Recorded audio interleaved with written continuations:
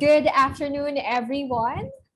And the UP Asian Center welcomes you to our webinar this afternoon, the Saving Gaza, Fighting for Peace Perspective on the Israeli-Palestinian Conflict, the second webinar. So this is actually the second installment of our Saving Gaza, Fighting for Peace webinar series. So in fulfillment of the UP Asian Center's role of bringing Asia to Filipinos, we look at the current events using an inter and multidisciplinary lens. With the help of various experts and professionals, we aim to make this webinar a platform for knowledge exchange among students, faculty, researchers, and other professionals towards understanding and responding to the current challenges of our world today. So last May 26, we had our first installment of the Saving Gaza Fighting for Peace webinar. We had Professor Arie Kacowicz of the Hebrew University of Jerusalem as our speaker.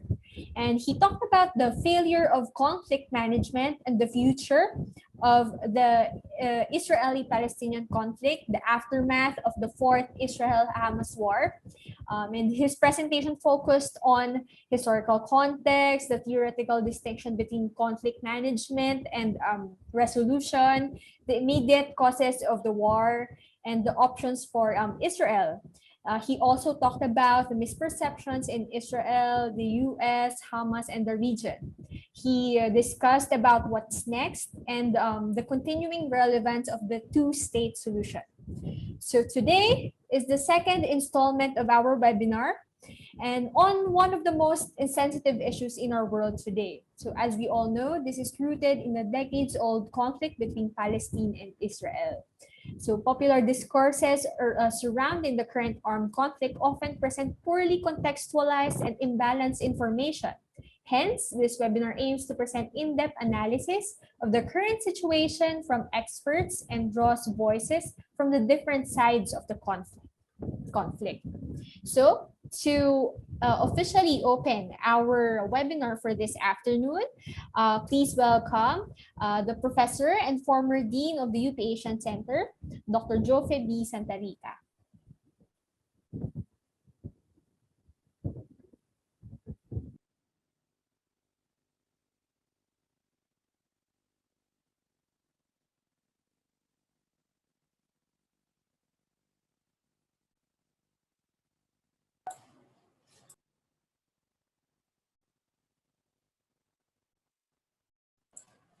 So good afternoon to all, and welcome to the Asian Center. I'd like to thank our speakers for accepting our invitation. I'd like to acknowledge first the officer in charge of the Asian Center, Prof. Rolando Talampas, and of course our speakers, Professor Jonathan Ophir, and of course Professor Hadje Sadje, for accepting our invitation. This is very important. Of course, I'd like to thank also the help of Dr.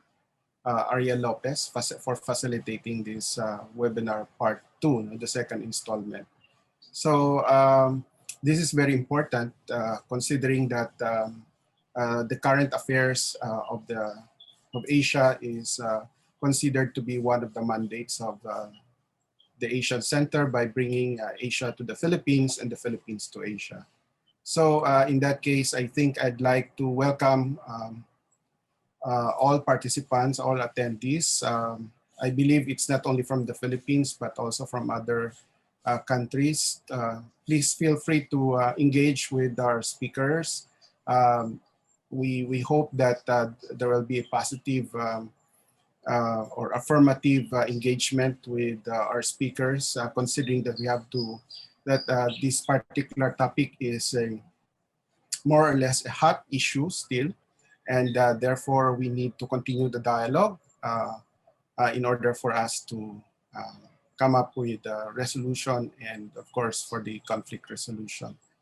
So with that, I'm not going to extend the discussion. I'm sure all of you are already excited to hear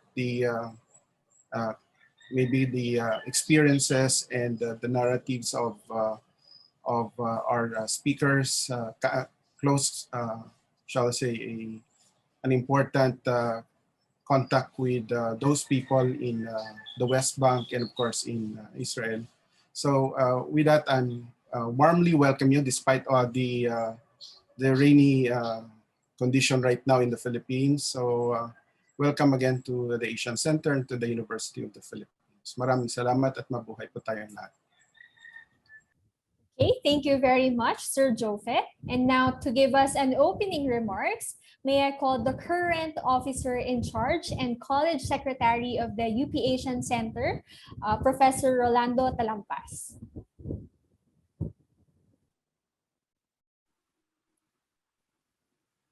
Thank you, Danae, and good afternoon. Thank you to our speakers, Jonathan Apir and Hadje Sadje. Thanks, Dean Santa Rita, and all those who worked very hard to have a second part of our Saving Gaza webinar. We have good attendance here now. I see about 127, and as I said, from all over the Philippines and also from some countries. In China, I see somebody from Jordan and perhaps elsewhere. Let's continue with that chat now as we engage our speakers. Okay, the study of West Asia is part and parcel of the curricular offerings of the Asian Center. We have a West Asia program. We do not have so many students like for those in Southeast Asia or even China, Korea, and Japan. But we have maintained this program of study because West Asia, as an academic study, is important to this country, not only because, as officially stated, we have too much dependence for income, dollar remittances, so-called, or employment of a good number of our people, but also our dependence on oil for our energy requirements.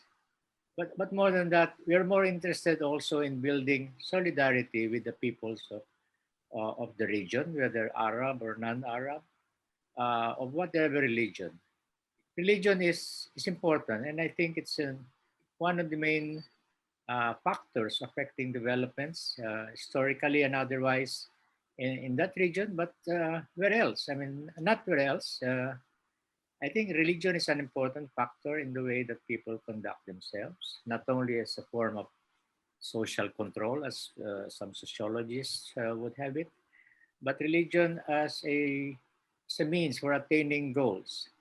So, unfortunately, religion is one thing that sparks tension or even conflict, and for a long time already. And this has cost us a lot. And we are very pressed to address these conflicts, not only in West Asia, but elsewhere. Hereabouts, we also have our own problems.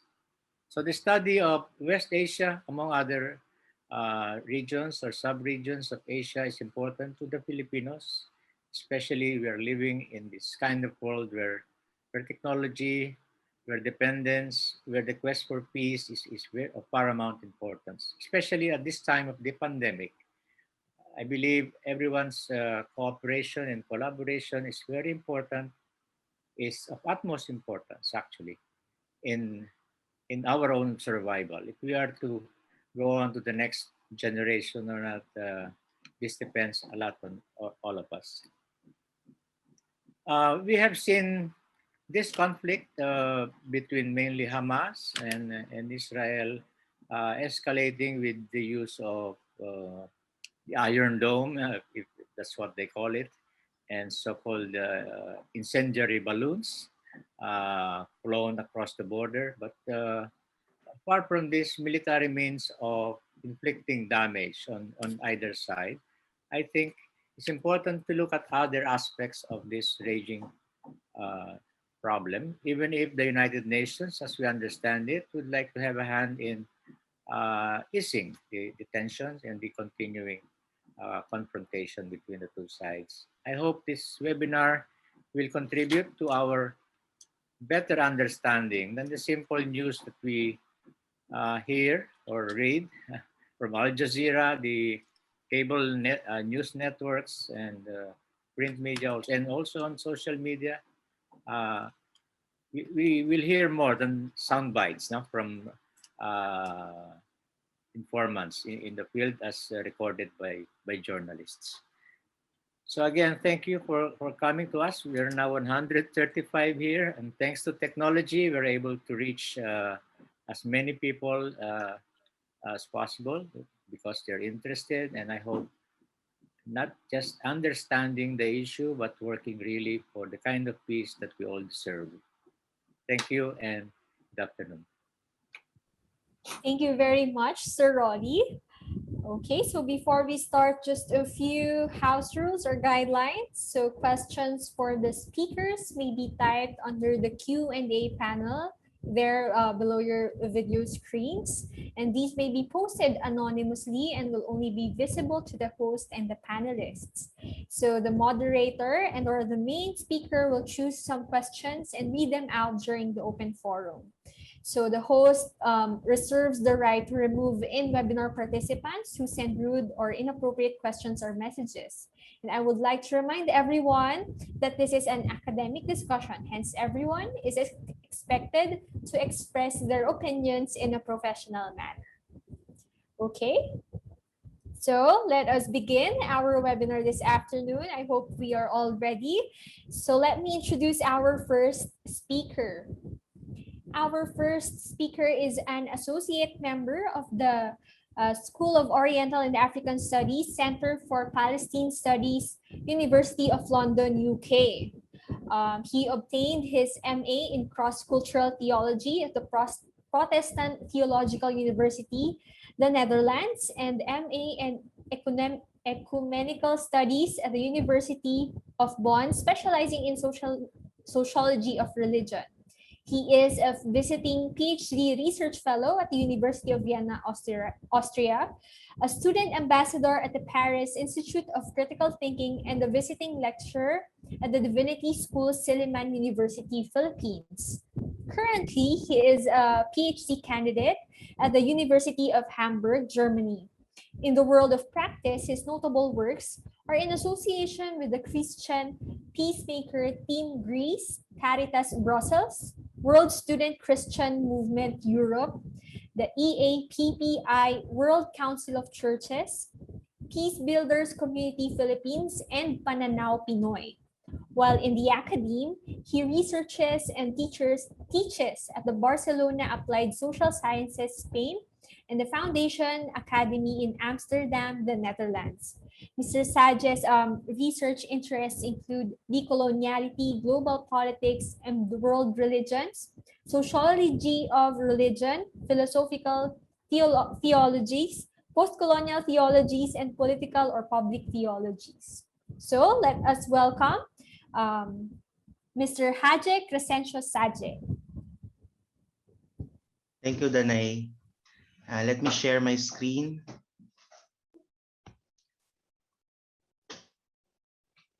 Okay, I hope it's okay. Okay, good afternoon there in the Philippines. I miss to have this critical dialogue with the UP students. Let me start because I have only 30 minutes. So let me start my presentation. Okay, in 2011, I received an invitation from the World Council of Churches. And the program was that I was invited is to be part of this ecumenical accompaniment program in Palestine and Israel, or what we call EAPPI. Let me give you my proposed outline for this talk. Okay. Oops, sorry. So actually, through Peace for Life Movement Philippines, the WCC through the Peace for Life Movement invited me to join in the 3 months program as a human rights observer in the West Bank, Palestine, or West Bank/Palestinian territories. EAPPI is an international ecumenical, or the concept, the concept of ecumenical.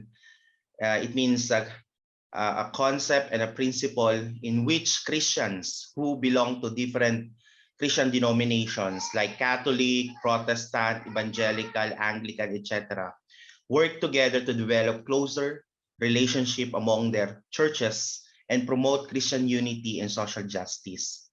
The program that recruits and dispatches observers, known as the EAs or Ecumenical Accompaniers, to several Palestinian towns, like for example, Jerusalem, Northwest Bank, Southwest Bank, Bethlehem, Hebron, and Jordan Valley. And the villages to monitor interaction between Palestinian inhabitants and Israeli military activities. The presence of EAs like us, me as EAs, is intended to offer protective presence and witness about the life under Israeli military occupation. Abuses of Israeli, either that is Israeli or Palestinian Authority, are monitored, reported, and EAs speak publicly like this about or of their experiences.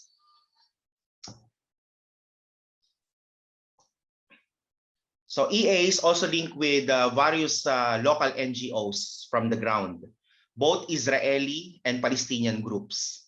For the Israeli group, for example, we work with Israeli groups such as B'Tselem, the Israeli Information Center for Human Rights in occupied territories. This is a group of Israeli who work and monitor and documented all these abuses and human rights violation in the occupied territories of Palestinian.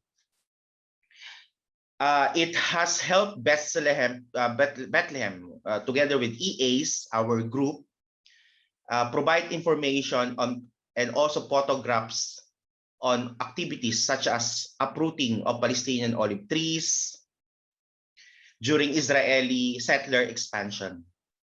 Aside from B'Tselem, another Israeli group from the ground that we are working is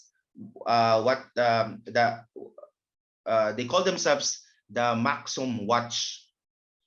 Maxum Watch, and then you have women for human rights, breaking the silence, and against the occupation, engaged in a similar work to EAPPI.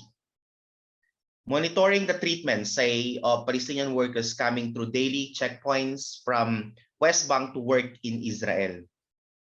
Now, from Palestinian territories, they crossed to Israel, like Jerusalem, to work there as a construction worker. Now, these Israeli groups monitored this checkpoint, military checkpoint or outpost.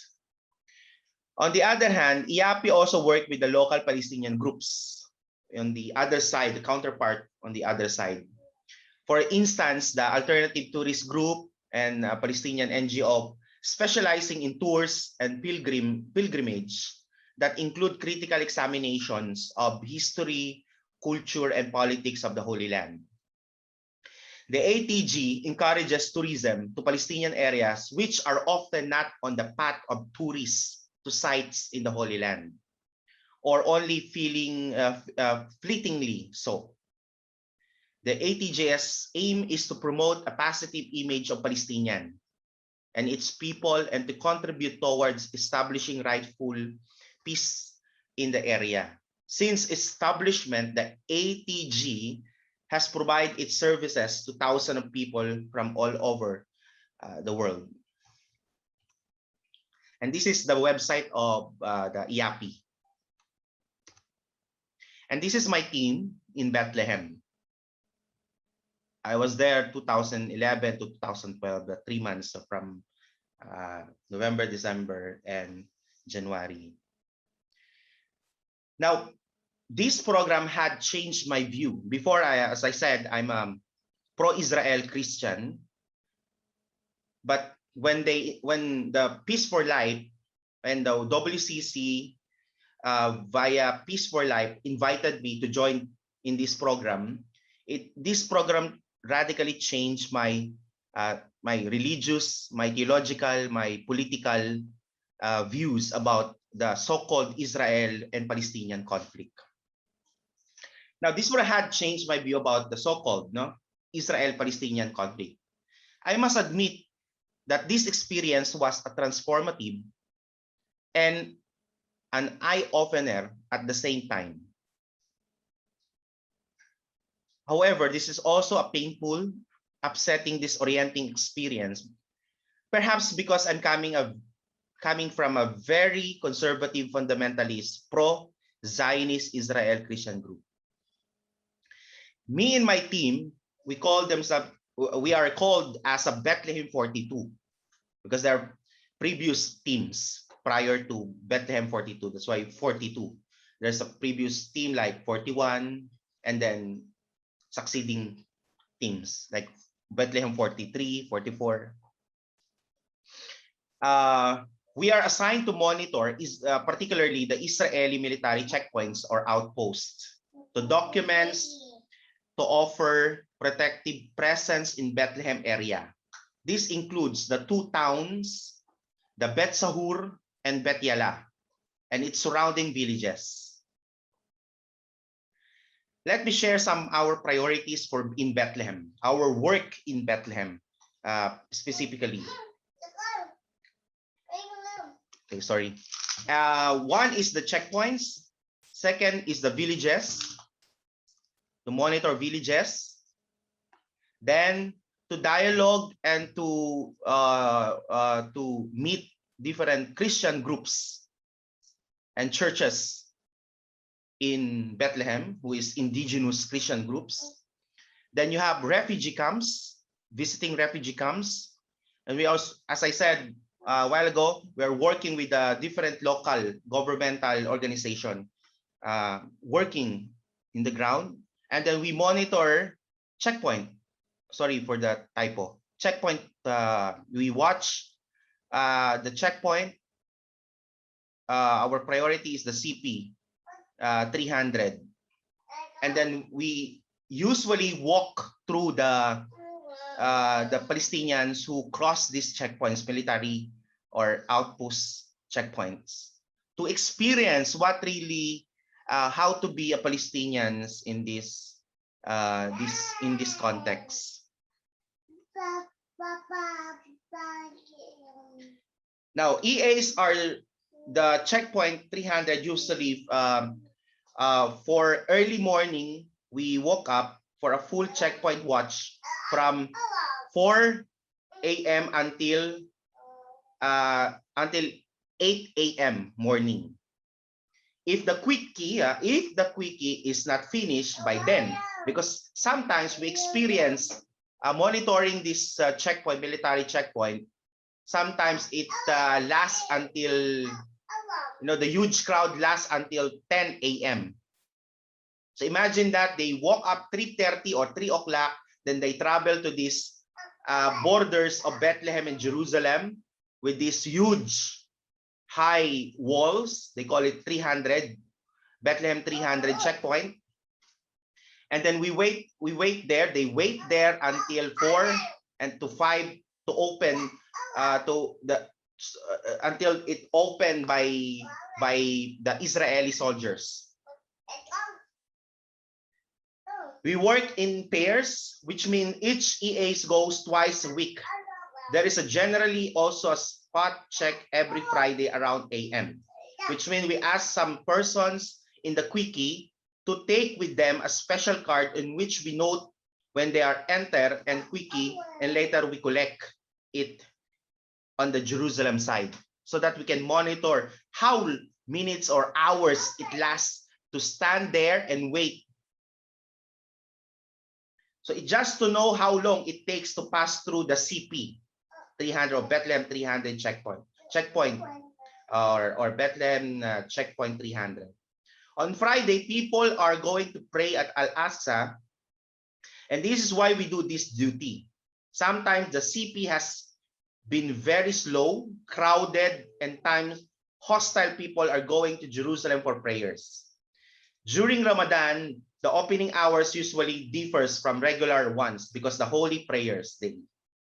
The next villages. This is the usual scenery. You know, people want to pass and they're very disappointed. They're desperate. No.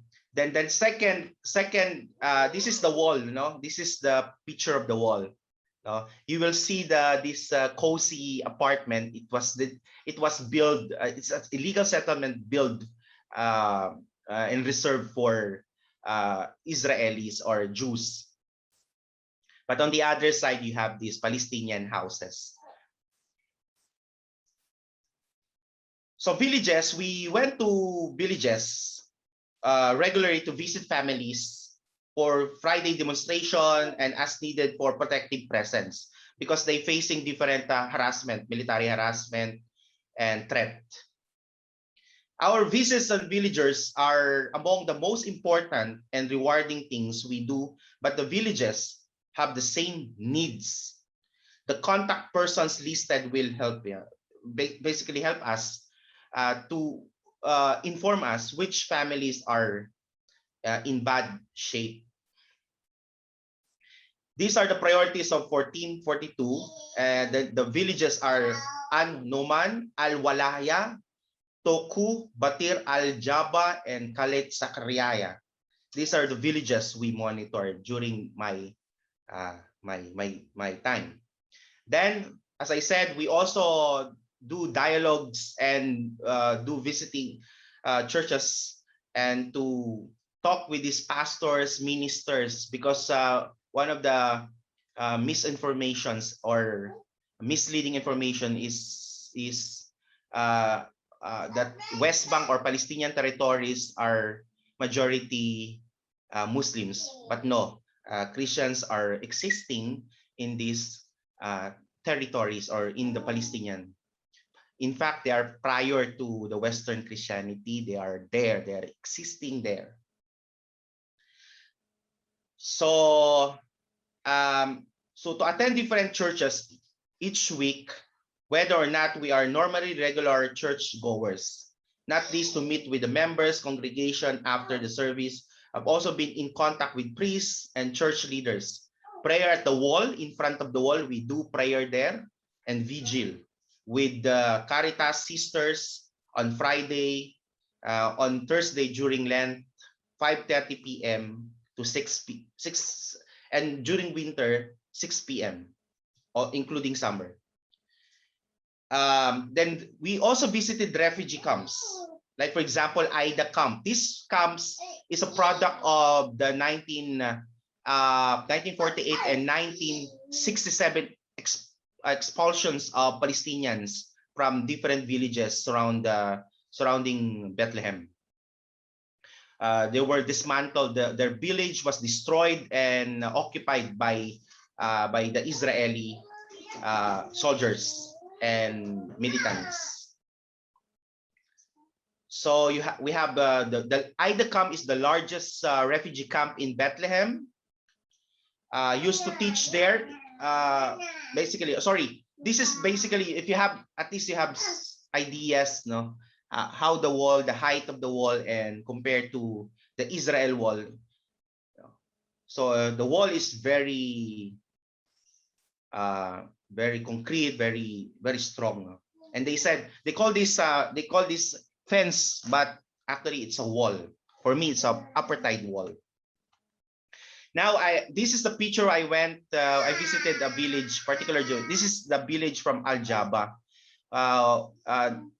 Before we arrived, this house where we are standing was demolished by the Israeli because this house is constructed on the top of the mountain. But you know, prior to this military intervention or demolition, this house is already there. You know.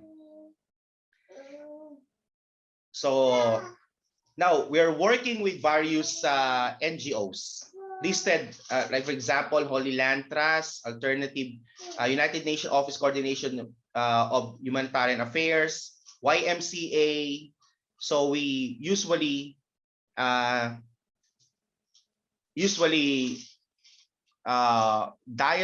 dialogue and support them, join with their activities, local activities like peace work, educating the Palestinians of their rights, and yeah, that's basically the activities that we supported during my time. Now, of course, the checkpoint. Now, let me jump because I only have a few minutes left. No. Oh, okay. Prior to let me share my experience in walk-through checkpoint. The checkpoint has 4 stations. No, it's not simple as you have this metal detector and then you can easily pass. It takes 4 steps. That makes this Palestinian, what I observed and saw, their life miserable with this military outpost and checkpoint. First, the Palestinians need to enter the barricade cage along with the wall. This has 3 lanes. The one nearest the wall is the exit lane, which we use to access a position near the permit check.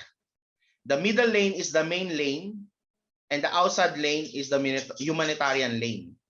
The main lane opens around 4 a.m. and it's the one used by most of people, and including tourists. No, the main lane is for Palestinians, and they have this humanitarian lane.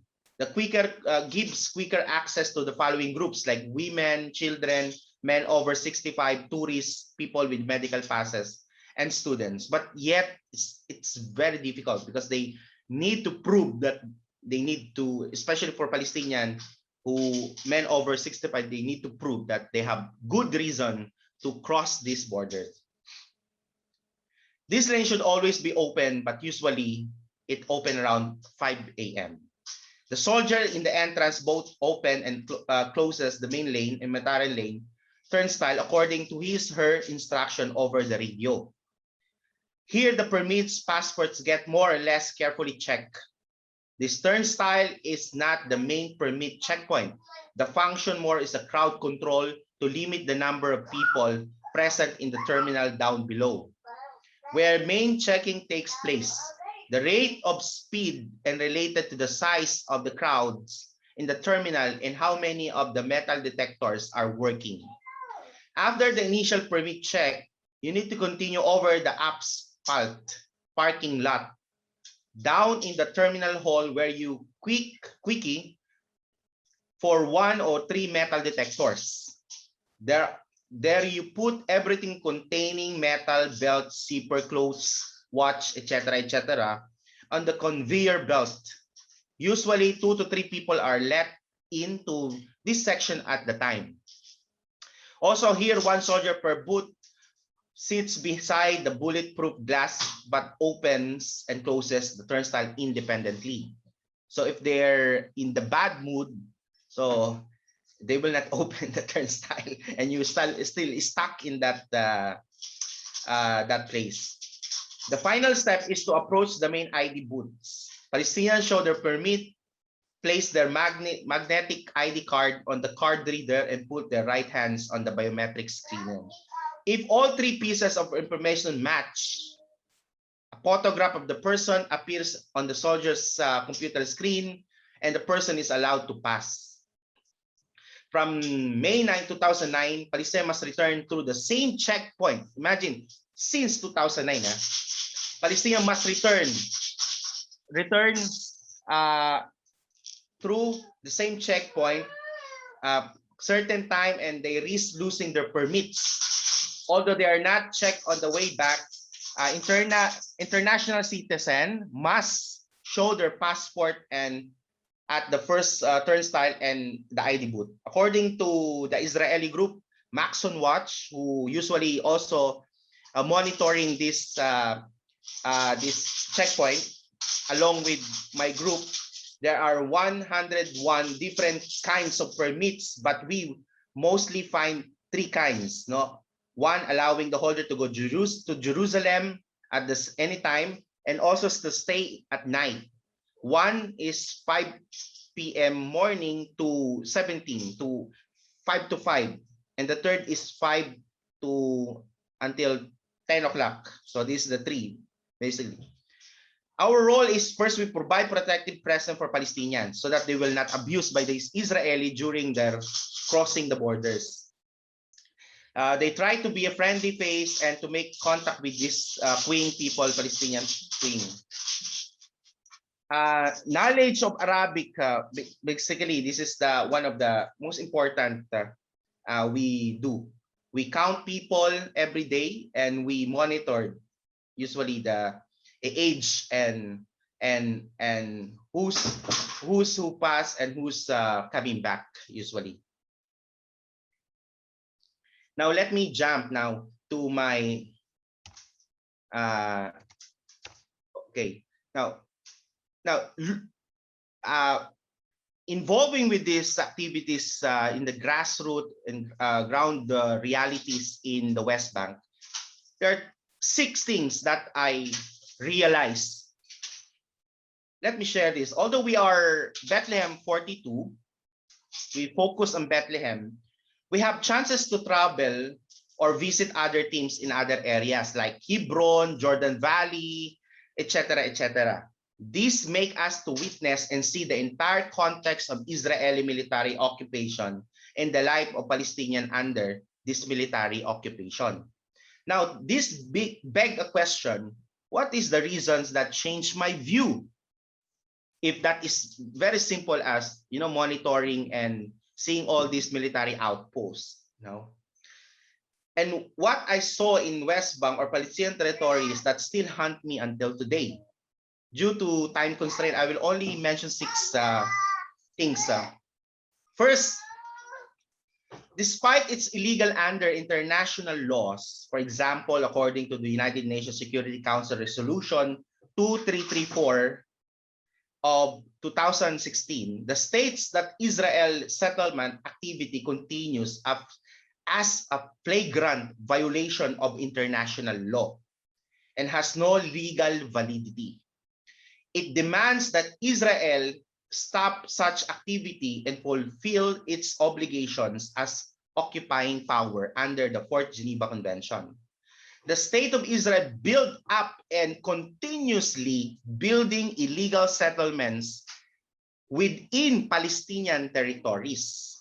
This confirmed the map that shows the loss of Palestinian land or property to the Zionist settlers and then to Israel from 1946 to the present. That's circulating in various forms of social media. But what is more painful, shocking to witness, to see, these illegal colonial settlers causes detrimental impact on Palestinian everyday life, local economy, including local economy and agriculture. For example, I have witnessed how Israel restriction policies on the movement of Palestinian farmers and services, agricultural trade, become a direct punishment for Palestinian farmers. The ongoing occupation of Area C, because Israel was divided into, Palestinian territory was divided by Israel into Area A, B, and C.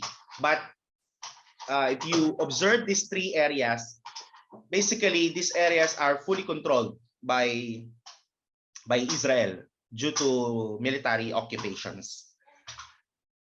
But however, the ongoing occupation in the Area C derives Palestinian economy of 63% of agricultural resources of the West Bank, including the most fertile and best grazing land, while the construction of separation barrier and the expansion of Israel settlements have diminished the area available for agricultural activities of Palestinian.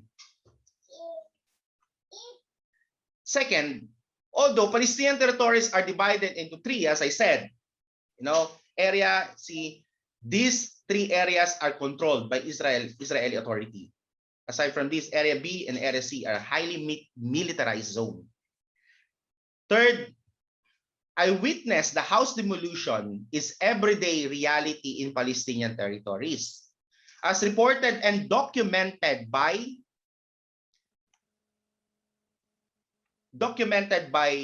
Israeli Committee Against House Demolitions. I have witnessed many Palestinian houses or even villages was destroyed and dismantled by Israeli authorities.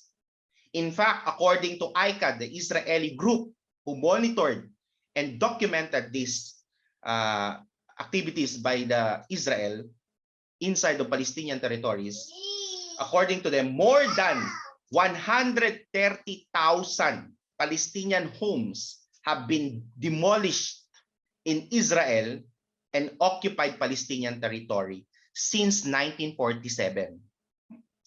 By the way, ICAD, as I said, is an Israeli NGO that documented, monitor, exposed Israel's brutal military occupation, and they resist it. Fourth, I witnessed Israeli forces, private security guards, and settlers attack and terrorize several West Bank kindergarten, school students, staff, and facilities. And accordingly, it continues until today, between January 2018 and June 2020, based on the new report of by the Norwegian Refugee Council reveals. Fifth, I saw that what Israel building or constructing is not a fence, but it's a separation barrier, or to be exact, it is apartheid wall. You see before a while ago, the wall is very thick and very, very high. Now this, you see this map, this blue, this is the green line is the 1967 agreement, but the Israel authority, they rejected that, and they start building inside the Palestinian territory. This blue is the illegal settlements built inside the Palestinian territory. Okay, 6. Israel, specifically Israeli Defense Force, is the most powerful military institution. I witnessed and realized that Israel is not a victim. Actually, Israel is a mighty occupier, and the Palestinian is occupied territories. Our popular media or Western media has been sold that Israel is the victim in this conflict. It's usually defending itself against the hostile neighbors. However, the ground reality shows differently or different reality, including the transnational institution like UN reports, human rights groups, and the best scholars of the Middle East history have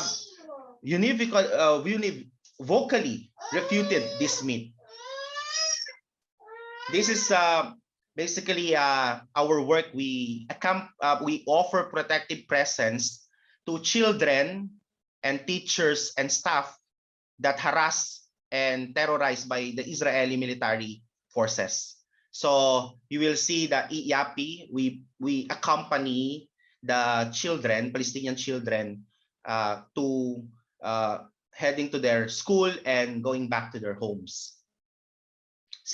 See that the Israeli soldiers, they pointing guns to children. This is crazy.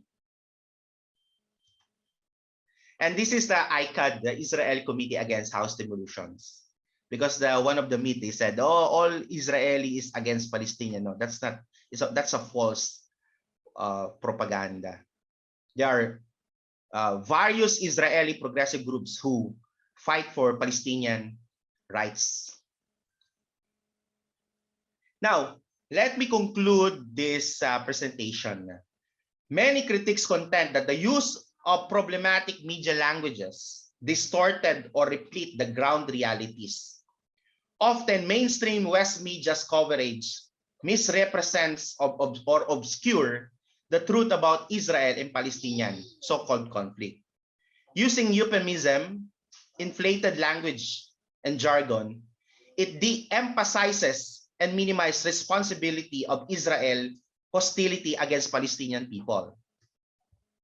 For instance, Branco Marcetic observes that Western media depict that conflict between Israel and Palestinian describes as the Novulus clashes, as if they are both powerful. They are equally powerful and equally military equipped. According to Marcetic, once again, the media are trying to depict that fighting between Israelis and Palestinians as a round of meaningless violence from both sides of equally matched contest. The reality on the ground be damned. Likewise, many critics argue that the use of both sides or clashes obscures the nature of violence taking place at the narrative descends into what has been colloquially referred to as both sidism.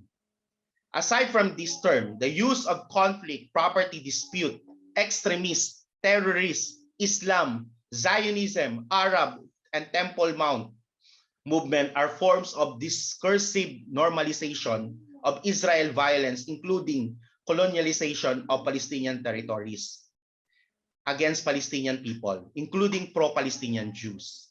Except the word Zionism, however, I agree that all these terms are whitewashing that attempt to conceal incriminating facts about Israel's brutal colonization of Palestinian territories. In fact, this can lead people to have misunderstanding that leads to complexities, to convince others, and to refusal to acknowledge Israel's criminal actions. In his article titled, "There's Nothing Complicated About What's Happening in Palestine," published in Jacobin magazine, Ashan Kantun writes, "The normalization of colonialism begins where it always has, in language. These language choices, be they irresponsible or just ignorant, reinforce the notion that this is a conflict in which both sides have means to be equally violent toward each other. In fact, but the fact of the matter is that Israel is one of the most militarized occupying nation in the world, backed with billions of dollars and weapons from the United States in particular, not to mention Germany, France, and UK. The power dynamic that Western society large believes simply does not exist. The lack of understanding is the consequences of decades' worth of conflating anti-Zionism with anti-Semitism, which deflects the conversation away from the ethnic cleansing of Palestinians. That's why I disagree to frame this colonization into the Israeli conflict, because it is clearly, for me, it is, as Jeff Halper articulated in his book, Decolonizing Israel and Liberating Palestine, it is a military Israel brutal colonization of Palestinian territory. So conflict resolution and conflict management is not applied here for me. Now, if you're interested to hear the witness of the previous Israeli soldiers or IDF soldiers, you can check the website of Breaking the Silence, who's composed of former Israeli IDF soldiers who was disillusioned by this brutal military occupation. You will see how their testimony shows how this military institution of Israel killed innocent people, and can turn their back without any accountability. Then you have, if you're religious, we have also rabbis for human rights. is composed of progressive Jewish rabbish group or individual who condemn these military occupations. Now we have also some women in black. We met these women in black in Jerusalem. Every Wednesday, they do demonstration to condemn this military occupation. These women is composed of Holocaust survival. Now, if you want to explore this topic more, you can read the Ilan Pappé, who is the modern Israeli historian who documented and gathered all these documents from Israel, how the ethnic cleansing happening in Israel. And you have also the book of Norman Finkelstein, The Holocaust Industry, how the Holocaust story exploited by the Jewish Zionist movement. And if you're also in line with some Bible and Christian theology, you can also look on this book by Nurs Mazalla, which is Palestinian descent. He's a scholar and exposed how the Bible was exploited and used to justify this military occupation by the Zionist movement. And we have these 10 myths about Israel. Like, for example, Israel is the only democratic state in the Middle East. You can also read the Ilan Pappé book. He refuted this.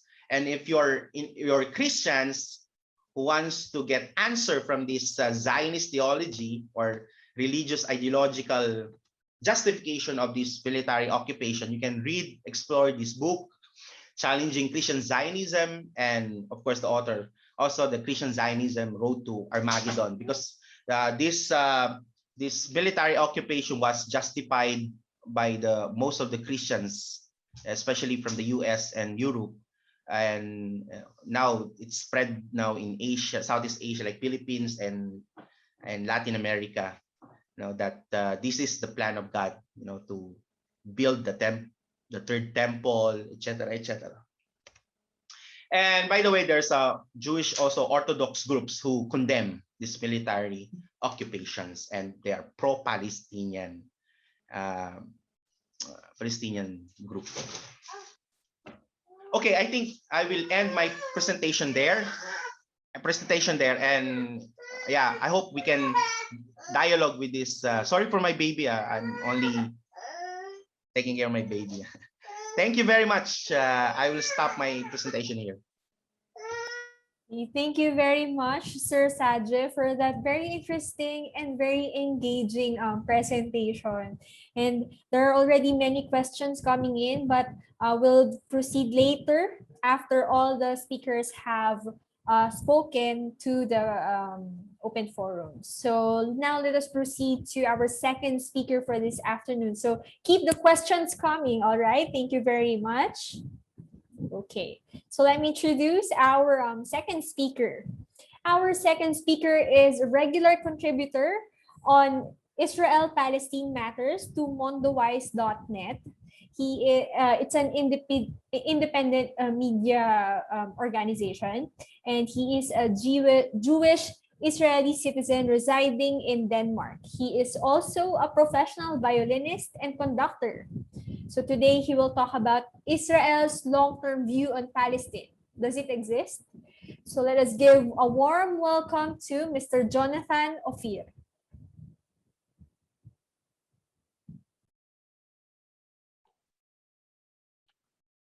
Yes. Thank you very much, Danae. Can you hear me? Yes, sir. Okay. Thank you very much for having me.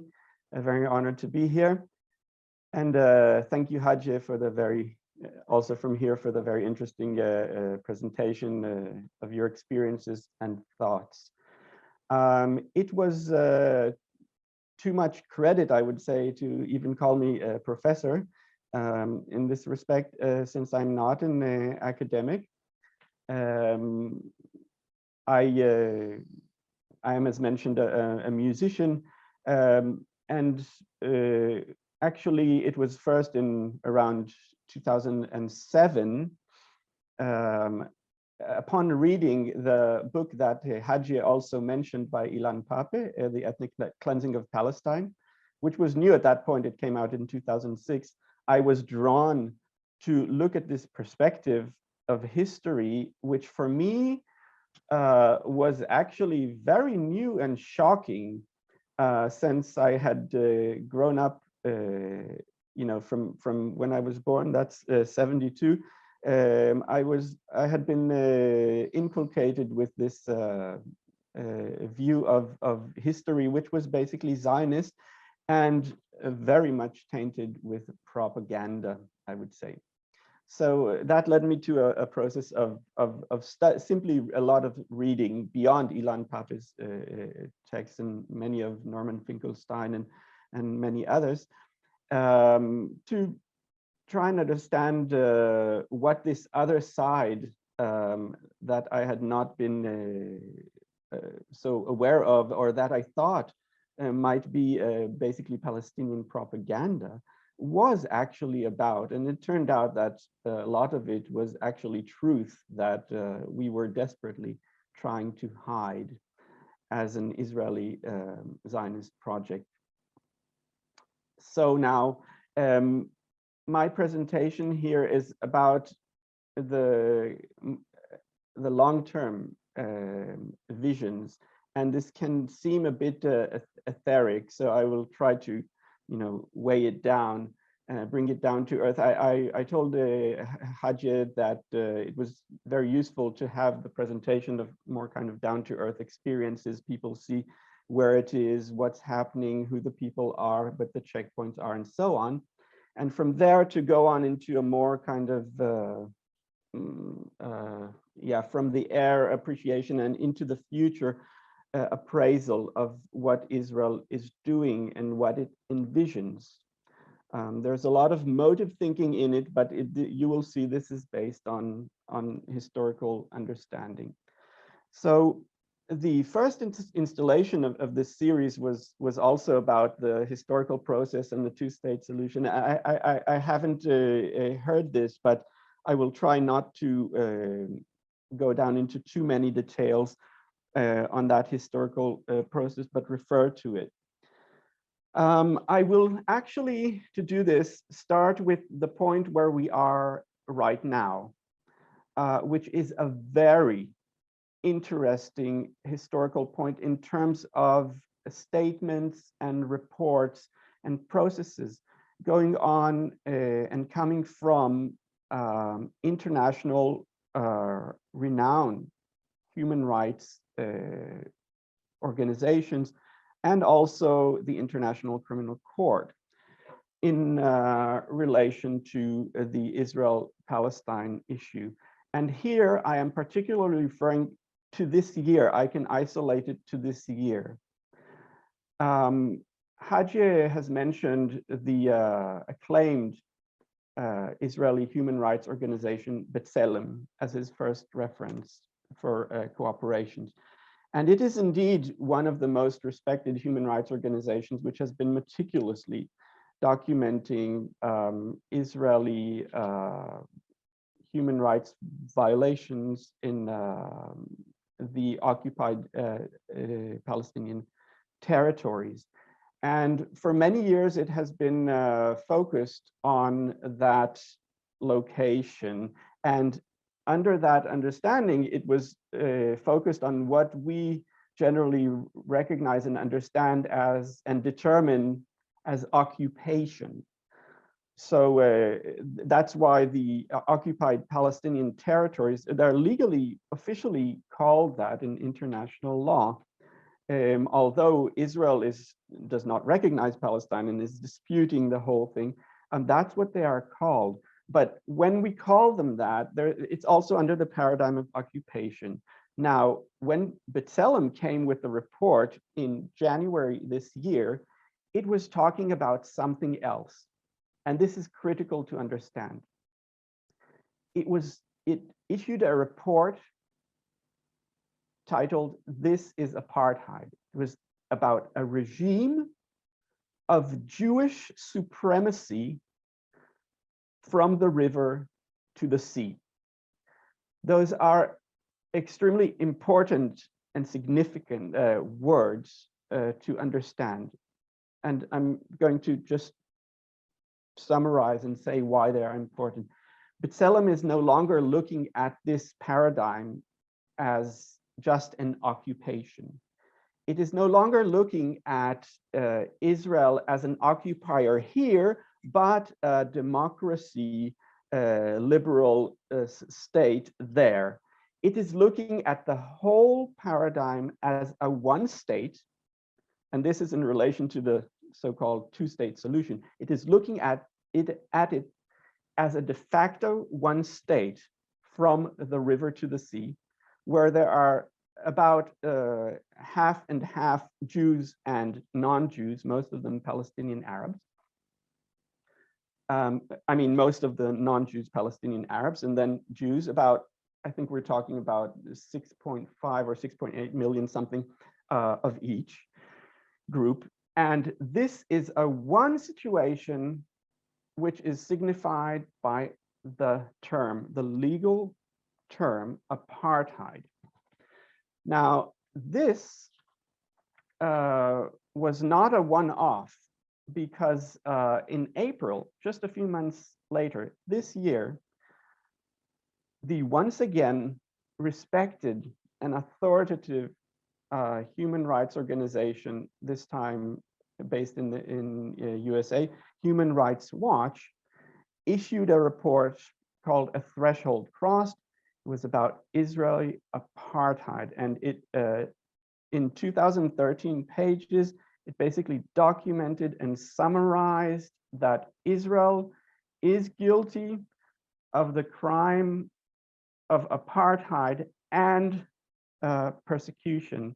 Now, these are crimes against humanity.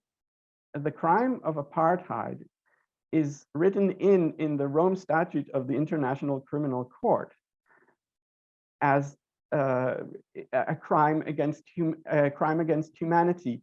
It is second, apartheid is second only to genocide.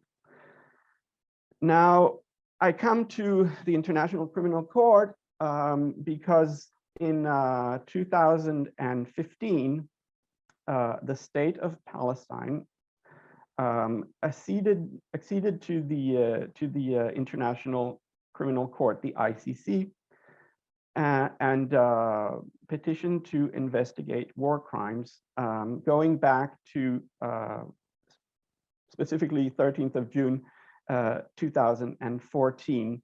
So just before one of the, until then, the biggest Israeli onslaughts on Gaza.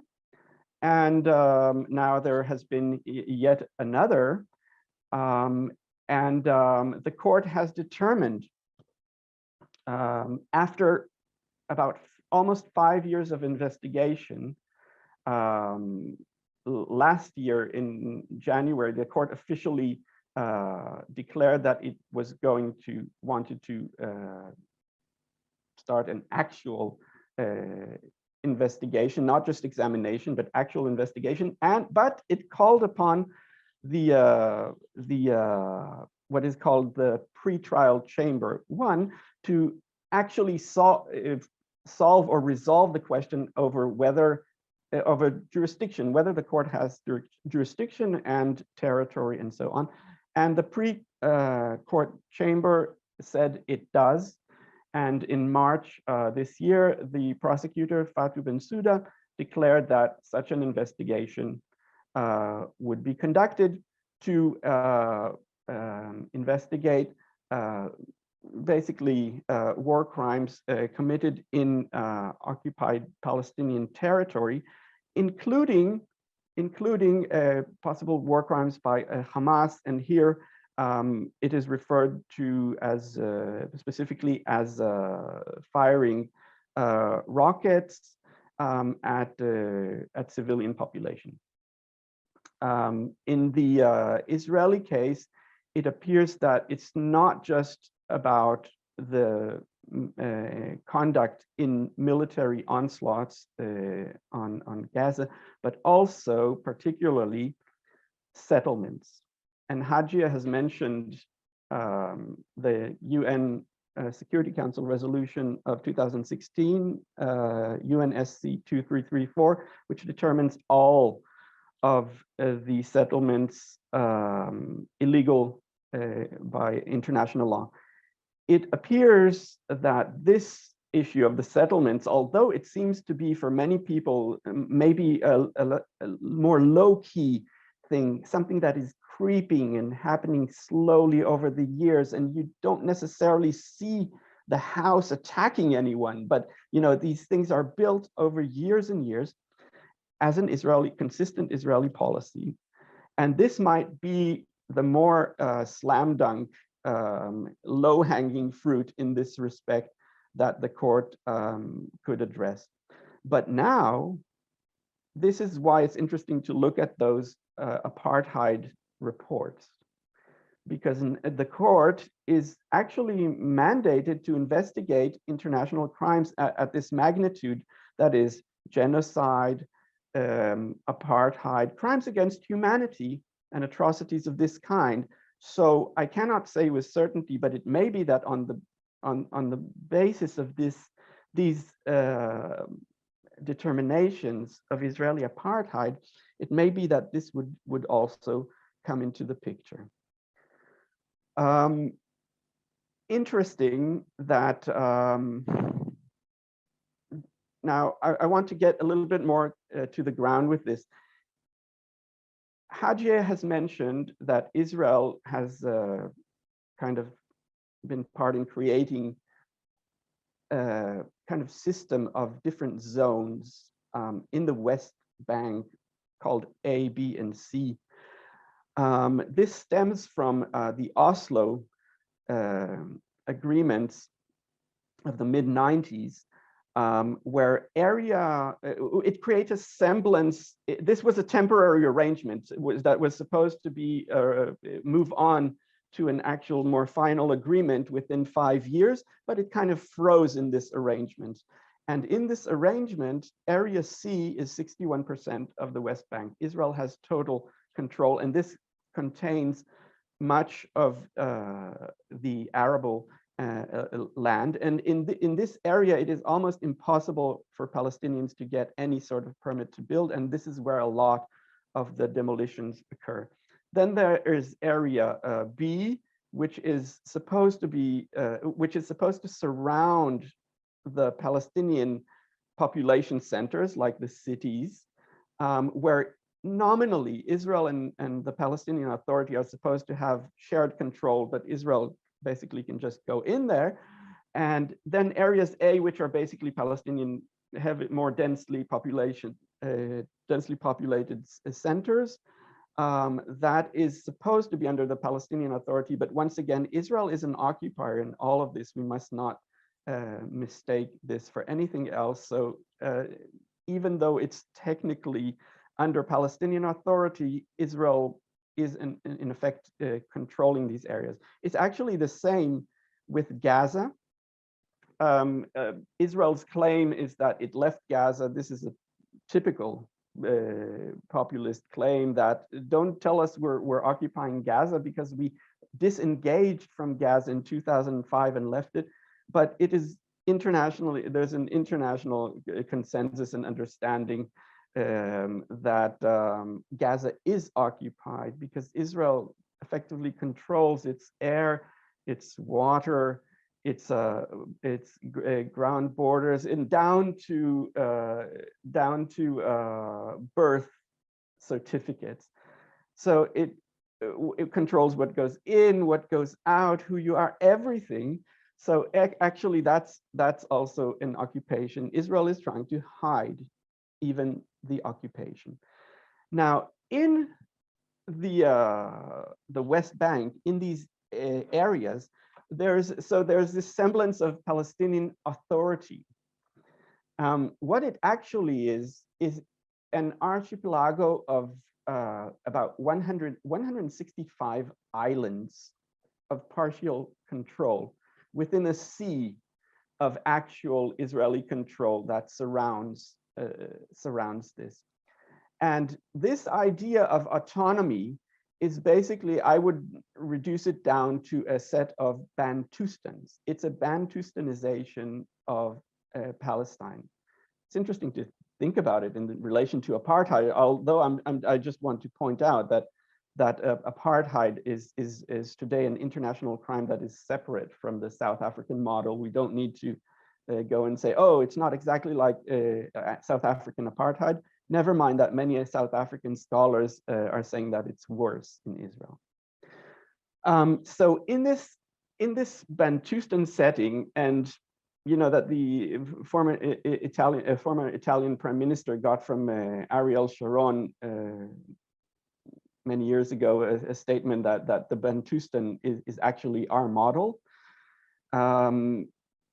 This Bantustan setting is supposed to be a state, but it's actually not a state. And I'm saying that Israel never really intended for there to be a Palestinian state. Even in examples which were profiled internationally as, you know, generous offers, like Ehud Barak's offer from 2000, that was essentially a set of Bantustans with a severing of the West Bank, at least in 2 and probably in 3. And somehow it was advertised as giving them almost everything, where in reality, and under international law, it's very interesting to look at that. Israel was initially, Barak was initially offering about 77% of the West Bank, with a clause that within 6, maybe 21 years, parts from the Jordan Valley would be added, eventually bringing it to another 10 or so percent, bringing it to about 87%. But again, essentially creating Bantustans. This has always been the Israeli intention. Even, we get back to Oslo, Yitzhak Rabin, who is also profiled posthumously as this great dove that almost brought a Palestinian state. No, just about a month and something before he was murdered by right-wing extremist Yigal Amir in 1995. Just a month before that, he was promising the Israeli parliament that the Oslo agreements, they meant less than a state. I quote, less than a state. And what that actually means is what it's always meant for Israel. It's a kind of autonomy, an idea that also Menachem Begin floated. And it's basically, it sounds pretty similar to what Benjamin Netanyahu called it, a state minus. So state minus, less than a state, autonomy. It was always the same. It was meant to be an Israeli control surrounding Palestinian territory and not a state. And now I sort of need to bring this into what is Israel's vision concerning Palestine. When I look at it from, even from 1948, I basically look at the same thing, and Hadje presented this map of smaller and smaller Palestinian territories. Basically, it's a principle called maximum territory, maximum Jews, and minimum Palestinians. I'm actually quoting now, you might be surprised, a politician who is now alternate prime minister called Yair Lapid, centrist liberal. Right now, the new prime minister is the most right-wing prime minister ever, Naftali Bennett. But he, according to the agreement, in 2 years, this centrist liberal Yair Lapid is supposed to come and rotate with him and become prime minister. That is Yair Lapid's stated principle. It is a quote: maximum territory, maximum security, maximum Jews, and minimum Palestinians. So I see that pattern already in 1948. I'm not going to start a lecture about that now.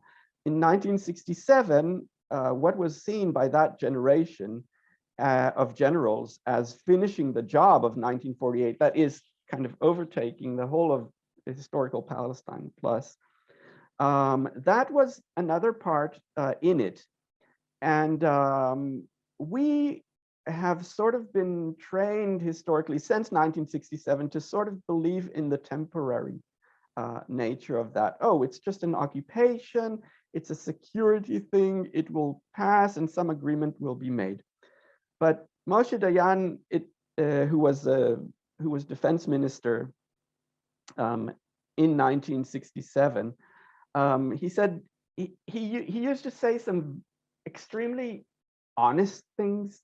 He seemed to be kind of unhinged in this honesty, and sometimes his quotes are very revealing. He said that he proposes, just in the wake of the war, yeah, that he proposes to say to Palestinians, look, we don't have a solution, and you will continue living like dogs, and we will see where this situation brings us. And I think that's pretty much a definition of the Israeli vision. It doesn't really have a solution like the one we think, which is like, really a Palestinian state, Palestinian self-determination, freedom for Palestine, all that. It doesn't have that. It has a kind of conflict management strategy, which is sort of living by the sword. Like Benjamin Netanyahu said some years ago, if I'm asked, are we going to forever live by the sword? He said, yes, that's how we're going to live.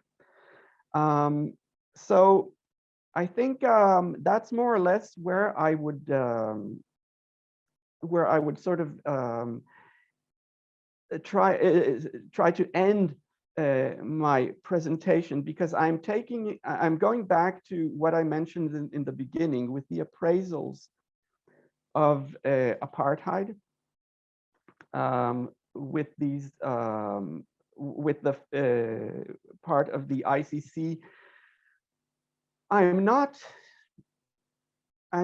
very hopeful that the ICC process will necessarily, bring Israel to its knees, because the power structure is just it's enormously lopsided to the Israeli side. That's also why talk about two parties, talking about two-state solution is nonsense. But also in terms of the power, in terms of US backing, both militarily and diplomatically, it's just too strong. I mean, the US has been fighting against the ICC also because it was challenging it on cases in Afghanistan and so on.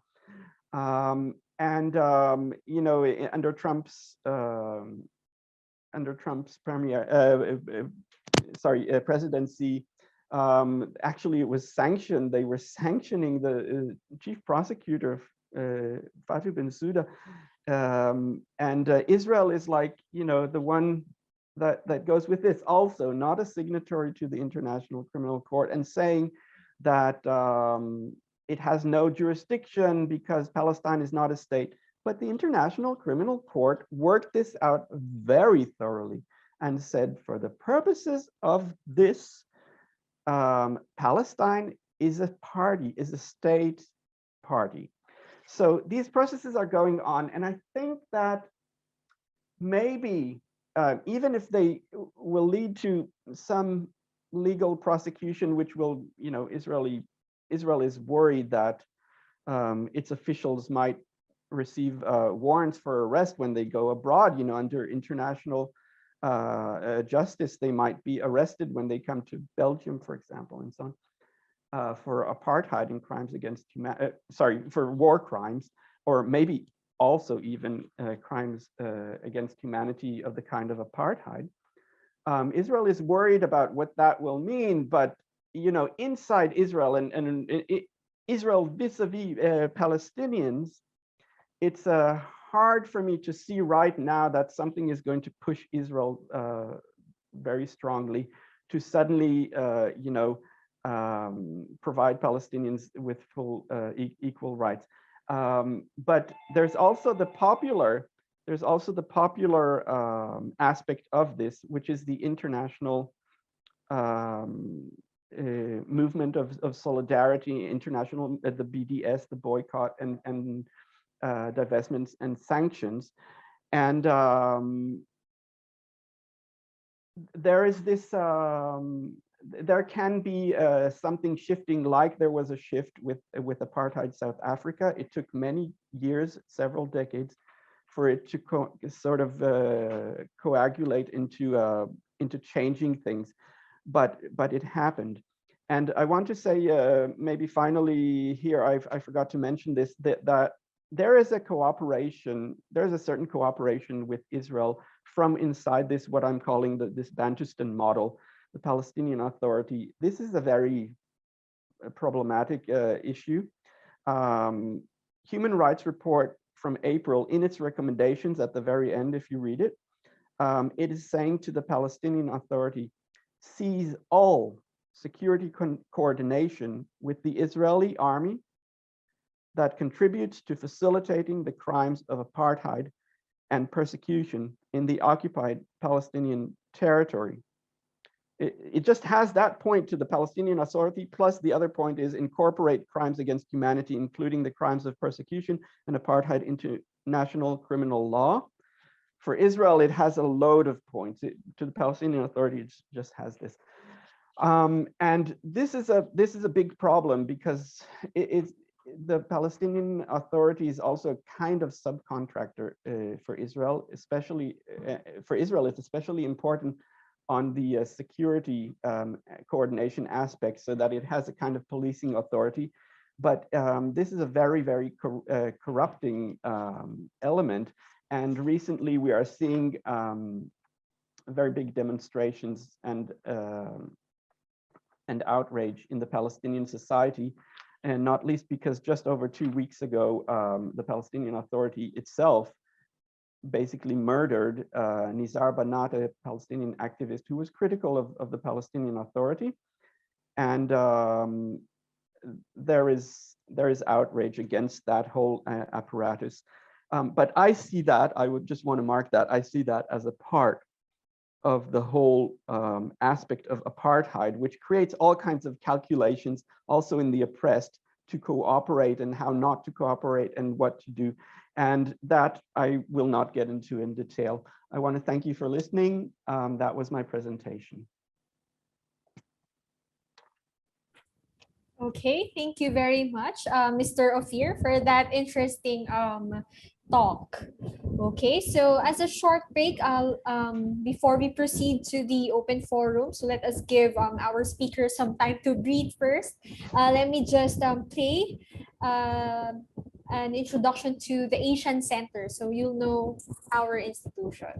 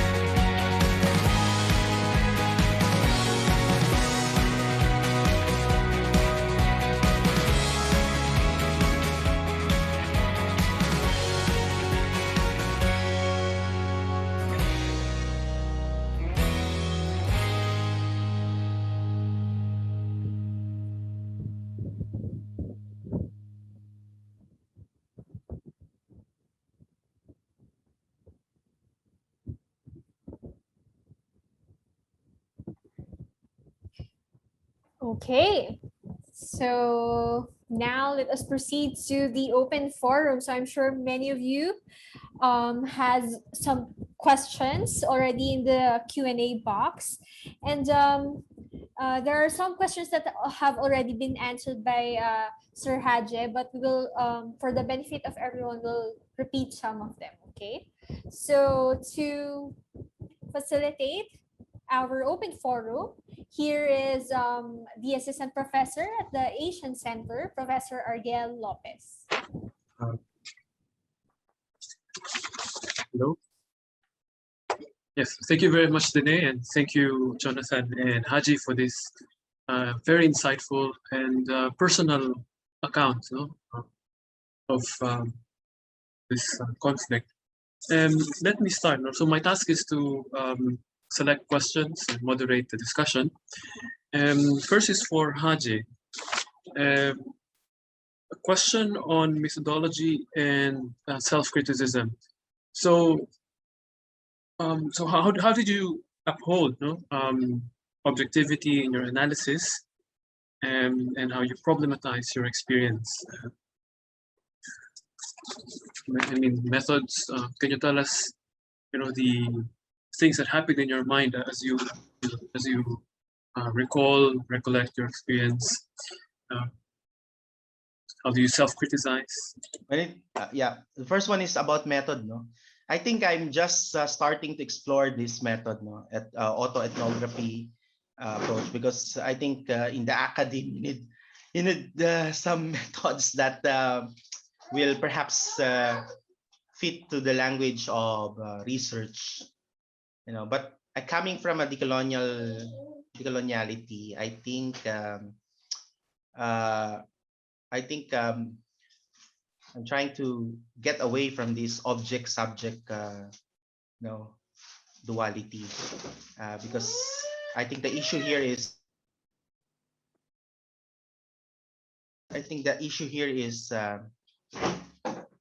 well, I think what really I saw and witnessed in my 3 months work as a human rights observer in the West Bank.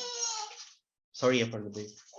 When it comes to the issue of critical reflection, as I said, I mentioned in my presentation that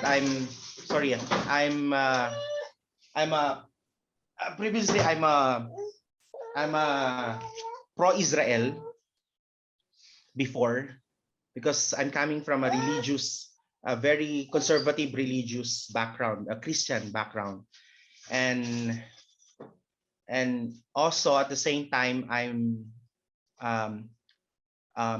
into liberation theology, the Christian liberation theology. So when the Peace for Life and WSCM invited me to join with this program, that when I witnessed these ground realities, and I think that's the point that really challenged my theological and religious views, because it's not really consistent to my theological orientation, which is we are promoting human rights, human dignity, defending the poor, powerless, and marginalized groups. And then yet we are supporting this Israel military occupier that taking away the human dignity of the Palestinian and violating their basic rights. So I think that's the point when I changed my view on this matter. But of course, I'm very, very careful not to be. I'm very cognizant, as I said, that my position now is not anti-Semitism. It's more on a very critical stance against human rights violation of the Palestinian Authority. Okay, thanks, Hadje. A question for Jonathan on the impact of independent news, to which you are a very active contributor. And to what extent is independent news in Israel widely accepted and popular. And you know, you're quite critical. You're frequent opinion op-ed writer. And to what extent are Israelis receptive to your ideas compared Yes. to, say, the mainstream news Okay. outfits? This is a very interesting question. Thank you. I think that I could easily state that what I write about is, since it is basically non or even anti-Zionist, and is in its critique of certain fundamental ideas in the Israeli mindset. It is so much on the fringe of what is accepted in Israeli mainstream that it is almost, I know that there are a few reading it, but it is very far out there. I think these ideas are more accepted elsewhere, but not so much in Israel. In Israel, if you look at the mainstream press, the most left you can get, where you can find the furthest left in the big mainstream, is probably Haaretz paper, and there you have a couple of reporters like Gidon Levy, Amira Haas, who would report also about things that are hardly reported otherwise, things happening in the Palestinian occupied territories, about occupation and so on. And even you'll even hear like Gidon Levy saying things which suggest he's I don't know if he ever said it directly seriously that he's against Zionism, but effectively he is saying it, that and he's basically, he's come out very clearly saying that the two-state solution is dead if it ever was born, and things like this. This is sort of the furthest you go in the mainstream. There are some outlets which are smaller, like something called a Local Call or Plus 972. You get more radical views, and you know, my views might concur with some of what is there, but it's very much that's very much on the fringe. Much of the Israeli society is very Zionist. That means very Jewish nationalist. I would say Jewish supremacist nationalist, and that's like a huge block against the Palestinians, I would say, also ideologically. So there is this divide, and I am very much on the divide which is with the Palestinians here. So I'm on the fringe. Thanks, Jonathan. For Hadje, so you told us, your very interesting experience in the West Bank. But to what extent do you think the things that you observed in the West Bank similar to what was happening in Gaza? I wasn't able to, we are not allowed to enter in Gaza because it takes a lot of process and justification, document to convince the Israeli authorities to do that. No, but we able to see the so-called Iron Dome, which is really an iron dome. The very highly technological wall to protect the village there. I forgot the name of the village there that we. I think, for me, I think Israel should stop doing this. For me, they need to they need to sit sincerely with if there's Hamas, and because I heard that Hamas is ready this month and they said that Hamas now is legally elected by the people from Gaza. So but I'm not specialized in Gaza issue, but I think I would say Israel should stop first building illegal settlements, stop no not persecuting, but stop to they need to stop making the Gazan people lives miserable. They need to allow them to fish and to their own sea.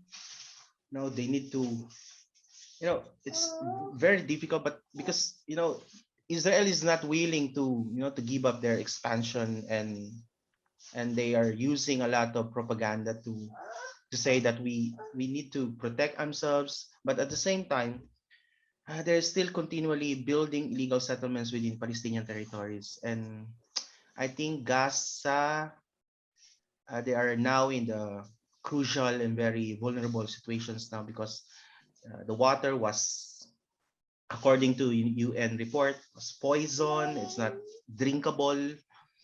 And the land was they said it's open prison, but of course, when you say prison, at least the institution provide food and clean water. But the situation of Gaza, I don't think so. That's why for me, it's understandable why Gaza reacting like this, because it's responding. They're responding to the harsh, the brutal military occupation and encroachment of Israeli authorities in the Gaza area. Okay, thanks, Hadje. Jonathan, would you like to also respond to the question? Yes, I would like to elaborate a little bit on Gaza here. Just a second, I'm just trying to get the screen to work here. Yeah, it's right. The UN came with a report about Gaza becoming unlivable by 2020. We are in 2021. Actually, the UN already said after the report, wait a minute, we got it wrong. It's already going to be before 2020. Gaza has become officially unlivable, and you have to understand what it means. It doesn't mean that people just die immediately. It means something like the renowned expert Sarah Roy of Harvard said about it, that children are slowly being poisoned by the water they consume. It's a whole system of unlivability. And I think that, the siege, the official siege on Gaza has been from 2017, from 2007, not 2017, 2007, but it actually started already with right after Israel's disengagement. And yes, Hamas was actually elected, true enough, in 2006, but it was a result which Israel and the US would not accept. It's like the elections were fair and square by Jimmy Carter, and they would not accept it. So they arranged a kind of coup with, Fatah strongman Muhammad Dahlan, and basically Hamas ended up kind of foiling that coup, and they called it Hamas took over Gaza with force. But it actually kind of preempted taking it going out of force in Gaza. Never mind. It's a long story, and there's often talk about Hamas reactions, and I'm not saying that I'm going to endorse it, and I'm not going to talk about the war criminality here of the firing of rockets. Like, as an Israeli Jewish citizen, I'm now not going to start condemning the way of armed resistance, which is generally a right appropriated to people under occupation. That can be for another person. But that's part of the whole picture. It's a kind of, Amira Haas, which I mentioned, the Haaretz journalist, she called it a concentration camp. She said she knows that it seems extreme to people. It rings certain connotations to, you know, historical things, but it's important to understand that it's a kind of concentration camp, not just an open air prison. And that's what Israel is expecting people to sort of accept. And it's widely known in Israel that it's widely understood that this siege is attempted as a kind of political pressure on people to not have Hamas or to go against Hamas. But it's a what is called collective punishment by the Red Cross, collective punishment. And that's not going to bring people to like Israel particularly. I agree, Jonathan. Okay. This is a question for Jonathan on positionality. So you mentioned you are a Jewish Israeli, but living in Europe. Would it be different if you are if you were living along the Gaza border? Would you be more protective of the interests of, say, the Israeli state and not be critical of it? Because exactly you're living in Europe, far away from where all this is happening. Interesting question. I can mention an anecdote in this respect that my close family from my father's side, they are living right near Gaza. I mean, a few kilometers in the kibbutz, quite close to Sderot, where many of the rockets are often aimed at when they are shot, because it's a city, it's easier to hit. But so they don't get that much because it's a small kibbutz, so they're not that much targeted. But anyway, they live there. So you could say, oh, that's my blood, that's my family living right there. I should be, by that logic, I should be very sort of against Palestinians and very much against Hamas and condemning and very pro-Israeli and congratulate the onslaught, you know, the next operation bombing Gaza and so on. But I'm not doing that. I don't think that, I know that it's seen as, by many, including old school friends, all kinds of contacts, also family, and so on. I know that it's seen as a kind of disloyalty when you talk about Israel in these terms, as I do, and you're that critical of it or condemning of it, and even calling, you know, joining the call for boycott and things like that. I know that this is seen as a kind of disloyalty, family, tribal, national, call it what you will.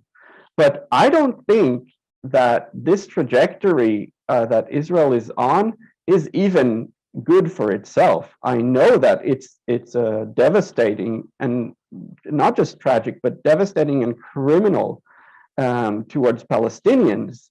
That I want to stop. But I also think that it's devastating for Israeli Jews in terms of what that does to our morality, even in the religious sense, what that writes in to the perception of Jewish religion historically. So I think it's in our best interest to stop. All right. Thanks, Jonathan, for that, for answering the question. And this is for Hadje, a question from the viewers, students, on immersion. And this is quite personal. So how do you think can Filipinos avail of hands-on experience as you did in the West Bank? So maybe to rephrase this, Hadje, maybe you could give us a brief background on how you end up working with the Ecumenical Companionment Program. I'm not sure if they still accepting applicants now, because now it's more difficult now to invite human rights observer in this program, because I think the Israel authority now are very aware of what we're doing there, documenting and exposing their military activities inside the Palestinian territories. But if you want, I can give you some links. I can give you some links, provide you some links. Just email me. I can give you some links to explore and try to apply. At least I have 3 Palestinian or sorry, groups that working still now there, including EAPPI, I think. Sorry. Okay, thanks, Hadje. For Jonathan, so you mentioned that while you were growing up, the historical consciousness that was inculcated to you was quite different from what you have now, and that you have a sort of enlightenment when you got a copy and read Ilan Kope's book. Maybe can you tell us a bit about how history of Israel is taught among, say, Jewish Israeli children? Mm-hmm. Well, already in my high school years, the history was not really existent as a subject per se. It was called The Chronicles of the Nation of Israel. It was literally, we had this book, and it ran this line of like a kind of a historical line, even before Israel existed, a kind of continuous line of Jewish existence, and it all kind of came into fruition in this state of Israel. And basically, the whole Nakba, which is the Palestinian term meaning catastrophe, marking the 1948 big ethnic cleansing, and it's a continued Nakba. There's a continued ethnic cleansing, as also Hadje was reporting. This is not really mentioned. We didn't study that.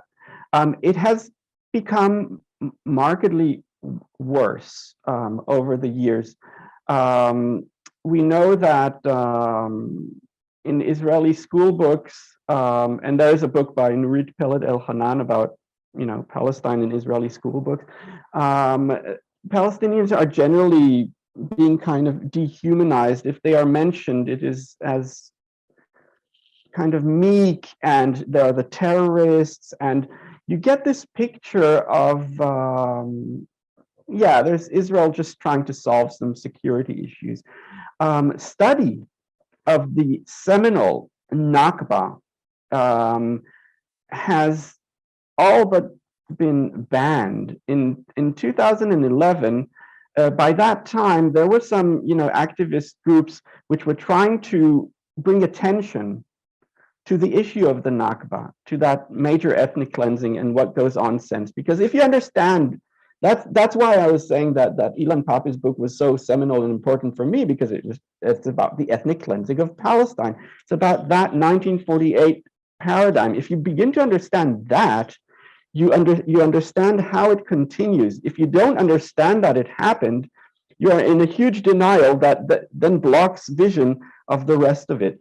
So in 2011, there was passed a law, the Nakba law, it's called popularly, because by that time, some organizations tried to do commemorations of the Nakba, also on Independence Day, which is what Israel calls, it sees it as its creation, but for the Palestinians, it's also their destruction. So Israel outlawed this commemoration, and it did it in an economical way. It said that institutions which host such commemoration basically will be defunded.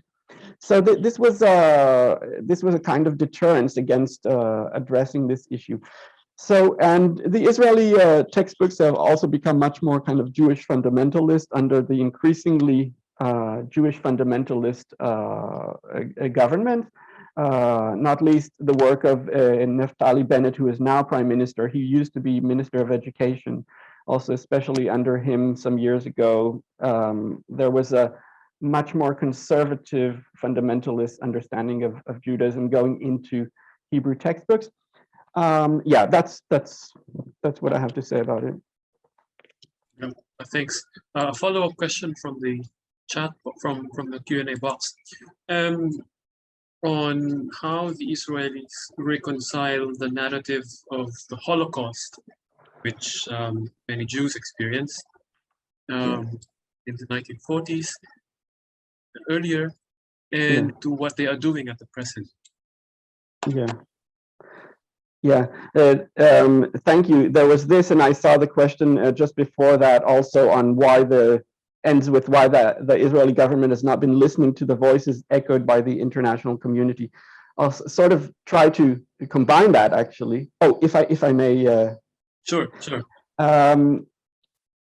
Hadje was pointing in his presentation to the one book by Norman Finkelstein, The Holocaust Industry. I'm not going to speak in detail about the book, but the idea, the Holocaust idea,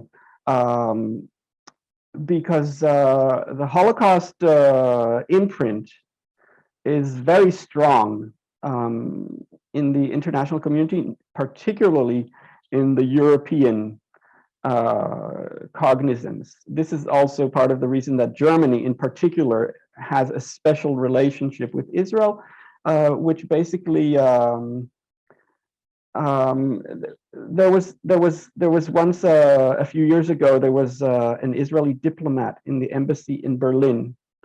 She met with Israeli journalists, and behind closed doors they were just sitting there she was sitting there with journalists and just eating peanuts and kind of chatting. She thought it was off the cuff, off the mic, and said that Israel actively seeks to preserve German guilt for the Holocaust guilt, because without this, Germany is just a kind of another state. But Israel does not want this. It wants a special relationship based on Holocaust guilt. And Germany is, of course, not just Germany. Germany is a central state in the EU and dictating or affecting policy very centrally. And there's the United States, not least, with a very powerful Israeli lobby. Half of the Jews in the world basically live there, and a lot of them, not all of them, there are also many who are very critical of Israel, and that's shifting with the younger generation, but a lot of them are involved in very powerful and rich lobbying that affects US foreign policy. So why are Jews not learning the lesson? The implicit question here is, why are you doing this again if you said never again?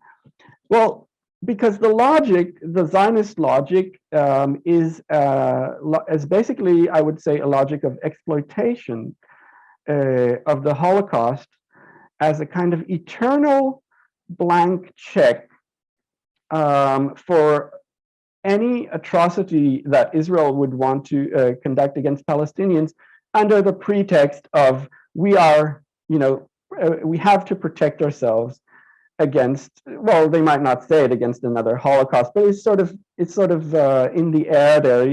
Before the 1967 war, it was a lot of these suggestions, that another Holocaust, Gamal Nasser is Hitler, and they want to annihilate us. Although the whole Israeli security establishment, including the intelligence in US, concurred that Israel was in no existential danger and would take out its opponents within about 7 to 10 days. Happened in 6. So the Holocaust idea is a blank check, and it gives this kind of moral freedom, I think, for Israelis to go, well, it's bad. I think there's this idiom saying, oh, if you're jumping from a burning building, you might jump on another person, but that's not really your fault because you were just trying to save yourself. That idea that, oh, we fell on Palestinians, but that's just too bad because we're trying to save ourselves. I think that with time, that understanding is becoming more and more hollow. And people are understanding, well, you can't just get to do anything you want because someone did something to you or who you identify as your people before. And a lot of Holocaust survivors have also been incredibly critical of Israel. In 2014, like 350 or something Holocaust survivors and descendants, they wrote a hugely condemning letter on the Gaza onslaught by Israel and called for boycott. So, yeah. May I add something? Well, you know, my experience to meeting, thank you for that, Jonathan, is very insightful. And I'm totally agree with that. You know, I met these settlers in the West Bank when I asked them if their parents they are victims of Holocaust. Actually, they are not connected to any. Most of them are from America and from Central Europe. And most of them are converted to Judaism, and they feel that they belong to the land of the so-called Greater Israel. So that's very surprising and revealing to me that these people, especially the illegal settlers, especially the fundamentalist movement within illegal settlers in West Bank, or even in Israel itself, are not connected to any of these, you know, for example, Holocaust, story or experience. Mm-hmm. Okay, thanks, Jonathan and And Hadje. also, I met several Jewish where their family are victim, and they are also victim of this Holocaust, are anti this colonialization of Palestinian territories. Okay. Yes, Ariel, if I just realized that I didn't connect it enough to the question of why is the international community not reacting, but it was related to this, and exactly related to this. Well, I mean, there is a reaction, but this centrality of Hadje was also mentioning the danger or the perceived danger or threat of being labeled as an anti-Semite. While speaking critically even of Zionism or just condemning Israeli policy, that's something that people are very aware of and worried about. And I think in that sense, well, you could say, well, if I'm a Jew, for example, then maybe that would give me more freedom to speak about these things because they can't call me an anti-Semite. Well, still they can call me a self-hating Jew, and people do this. They call you a traitor. They have Exactly. all kinds of, but I can see that for non-Jewish people and also especially non-Israelis, when they speak critically of Israel or condemn it, the Israeli propaganda line says, "Oh, what do you know? You're not from here. You're not Jewish. Maybe you're anti-Semite." But I just want to mention a little anecdote about the Holocaust in my family, because it's only very recently, actually, it's surprising. I read an archive document from, I think, 1993 from my grandmother, and she spoke about that her grandparents were murdered in Auschwitz in the death camp. But I never heard about this before. It was just not talked about in my family. I don't know why, but I thought it was pretty relevant information. Like, oh, was it her? Yeah, her grandparents, my great grandparents were murdered in Auschwitz. That I thought that was relevant information, but apparently this also comes to show that there's also this kind of thing of in the Israeli psyche. I think that the Holocaust always exists, and we can always use it.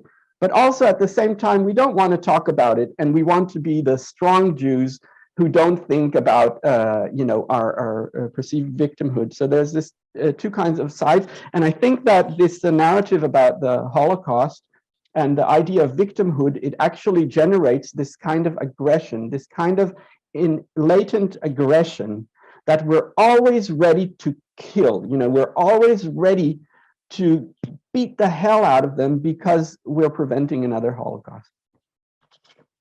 And may I add the author, Israel Filkinson, the author of Holocaust Industry, is also his family. Norman Also, yeah, is an Israeli political scientist scholar, and his family also is a victim of Holocaust. Yeah. Well, great to know that, Jonathan. No, just correct Norman Finkelstein. He's Jewish, but not Israeli. He lives in New York. Perhaps you can also discuss that. You can also explain that, Jonathan. What is the difference between Israeli and Jewish? Well, it's very simple. Jewish is religion, signifies that you are part of a religion, and Israeli is a national signifier. But I understand the question, and it should be that simple, right? But the reason why it's not simple is because the Zionist ideology basically merged these two things together. And it says, you're national in Israel, and this is Israel today. There are about 130 different nationality definitions in Israel. One of them is Jewish, and none of them are Israeli. Yeah, some people, they are sort of go into shock or disbelief when they hear this.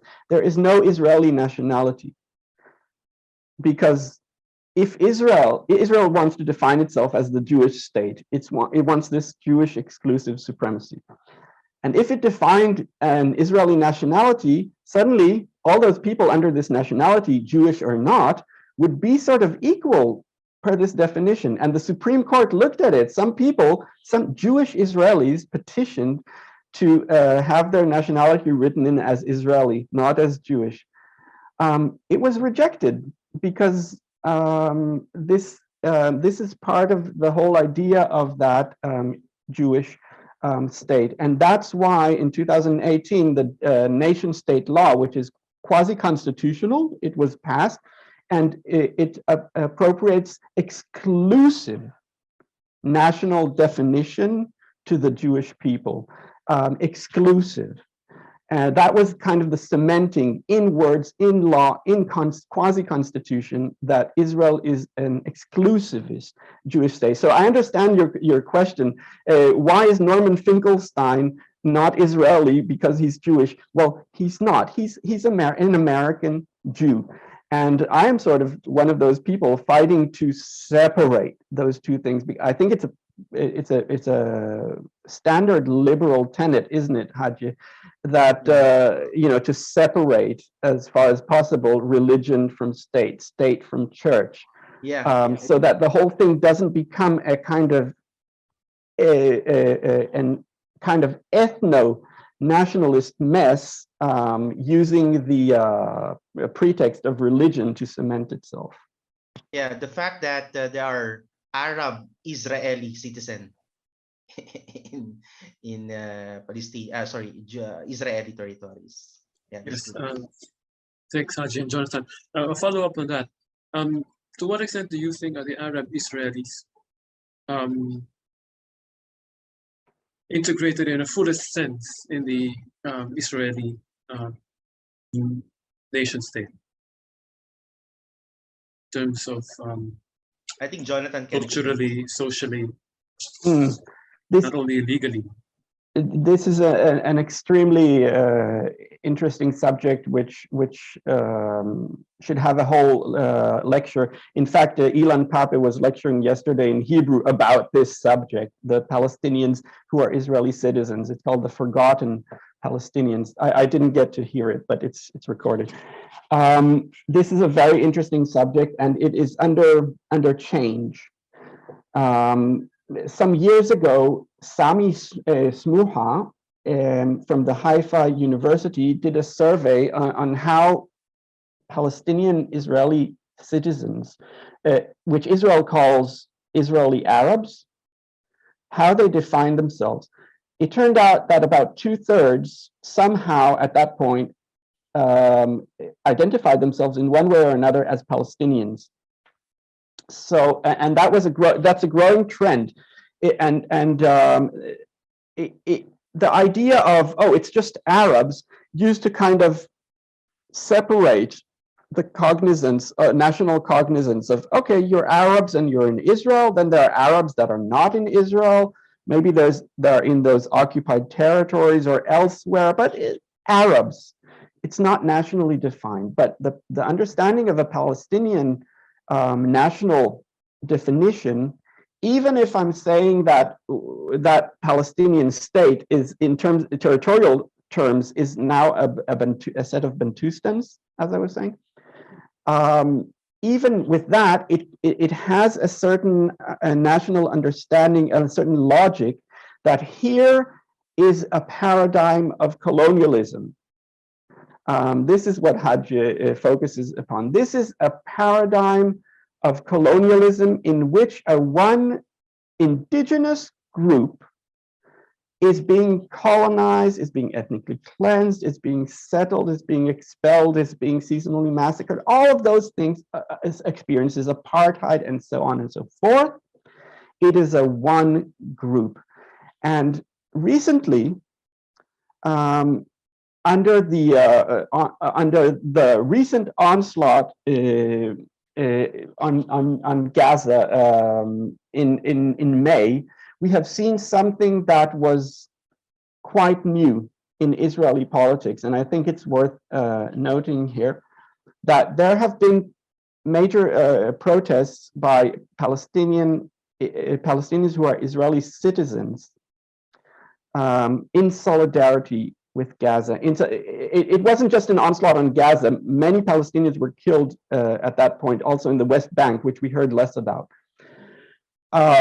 And it was like this sense of a growing unity between the Palestinians. Of course, that also created a backlash from Israeli ultra-nationalists going out and with groups of vigilantes and beating up Palestinians and so on and so forth. But we've seen this, and this is something that Israel wants to avoid very much, because it has been profiling those Palestinian citizens as they've been kind of Israel's alibi for, hey, look at this.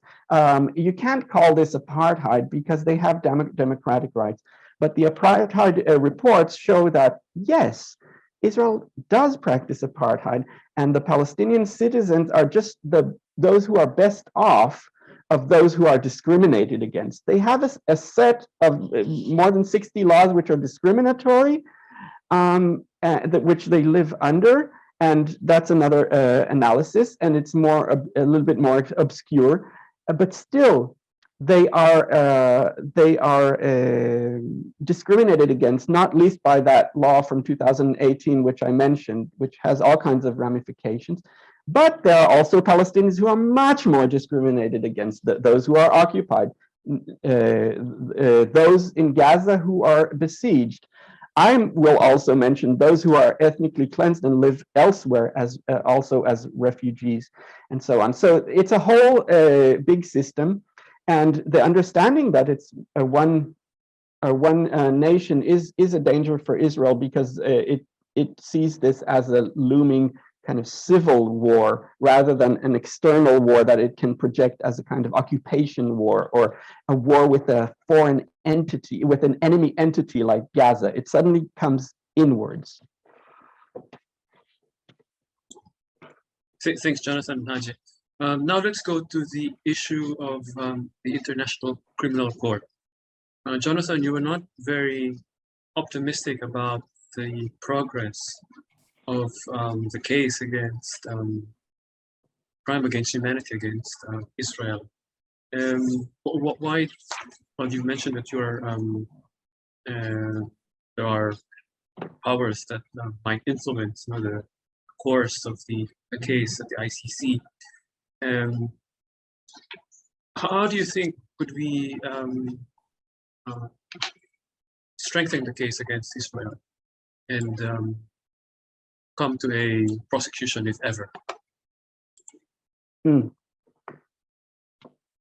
Good. Well, I'm not saying the thing won't come to a prosecution. I can't say it. I mean, that's the idea of a case in court, that it eventually reaches a fruition in terms of prosecution. I'm not saying that it won't do that, although I'm not sure it will reach that. But even if it does, the question of what that will mean in practical terms on the ground, that's a little bit more complex. And I was mentioning it because of the central role that USA, also a country highly hostile to the International Criminal Court in this respect, the patronage role that USA plays in this respect on the side of Israel and against the court. So, and the US, you know, is also a central player in the UN Security Council, which is why Israel is usually shielded by countless resolutions. The one mentioned, 2334 from 2016, is actually to be seen as I opine, as a kind of aberration, which Obama, as a lame duck in 2016, and abstained on and allowed to pass. This was seen as a radical move, but I see it as a kind of aberration. Israel has flouted countless UN Security Council resolutions, and it is allowed to do that with virtual impunity by the protection offered to it by the United States. So let's theorize that it reaches prosecution. There's an arrest warrant on officials like, for example, Benny Gantz or Benjamin Netanyahu, or, you know, any of those officials centrally responsible for war crimes. And they have trouble of getting to certain countries. So the Israeli security apparatus will work on that, make a whole screening and recommendations of where they shouldn't go and when. And there will be a whole diplomatic work I mean, Benjamin Netanyahu, the former prime minister, already labeled Bensouda's ICC decision to investigate as purely anti-Semitic,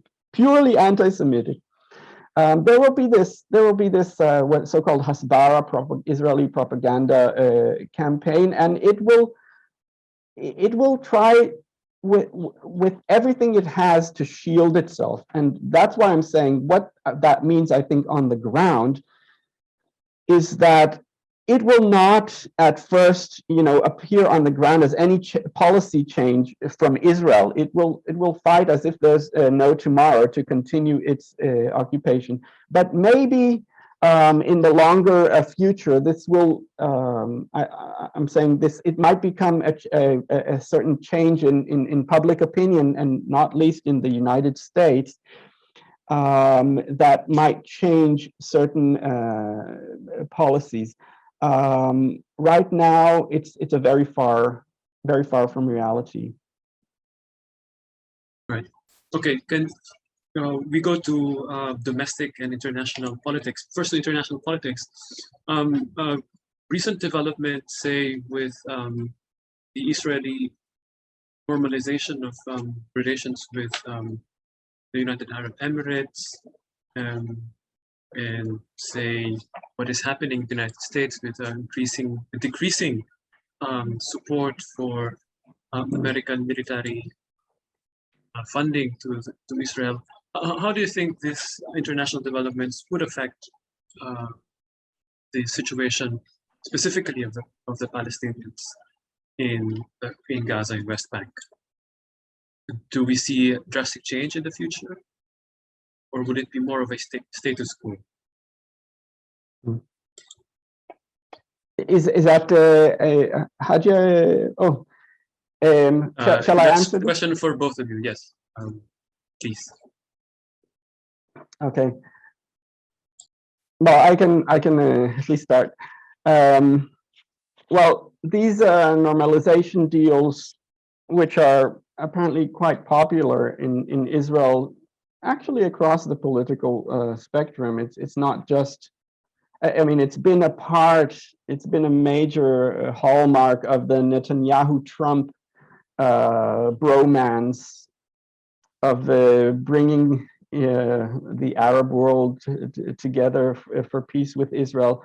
But actually, there's an appreciation of it, and beyond the touristic possibility of going to the Emirates and Dubai and so on. But actually, this normalization has been happening for a very long time. Israel has been just under the table with all kinds of intelligence cooperations with Saudi Arabia, and well, this is not the normalization here, but with these countries, that axis there, allies of the United States, which it wanted to get in the open in terms of a normalization with Israel. And Israel is sort of going, hey, look, we are good with Arabs. It's not true that we can't, that's what Netanyahu has been saying, it's not true that we can't be at peace with Arabs. The thing is, all these normalizations, let's face it, they are, if you call them peace agreements, they're not peace agreements, they're normalizations with countries that Israel is not at war with. Israel is not at war with the Emirates. It's not at war with Bahrain. So these normalizations are basically calling it peace, but they are skipping the player that Israel is at war with and is conducting war upon, and that's the Palestinians. And this is basically why the Palestinians saw this as generally as a betrayal. It's weakening the opposition, the solidarity with the Palestinians, which has been eroding over many years in the Arab world. And it's sort of going with Israel and weakening the Palestinians.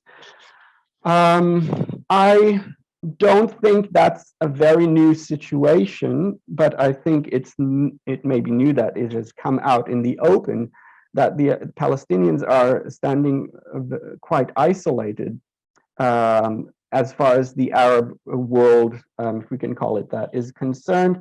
And a lot of that solidarity with the Palestinians has basically been lip service, which hasn't been moving very much on the ground. Thanks. And thank you very much. And this is the last question for both of you. Maybe also to end on a more positive note. What do you see as what concrete steps could both sides do to find a peaceful solution, or if this peaceful solution still possible? For Hadje and for Jonathan. Maybe I think I can answer first, then yes, Jonathan could give the comprehensive answer. I think for me, they need one state solution, but it should be democratic, secular, and inclusive.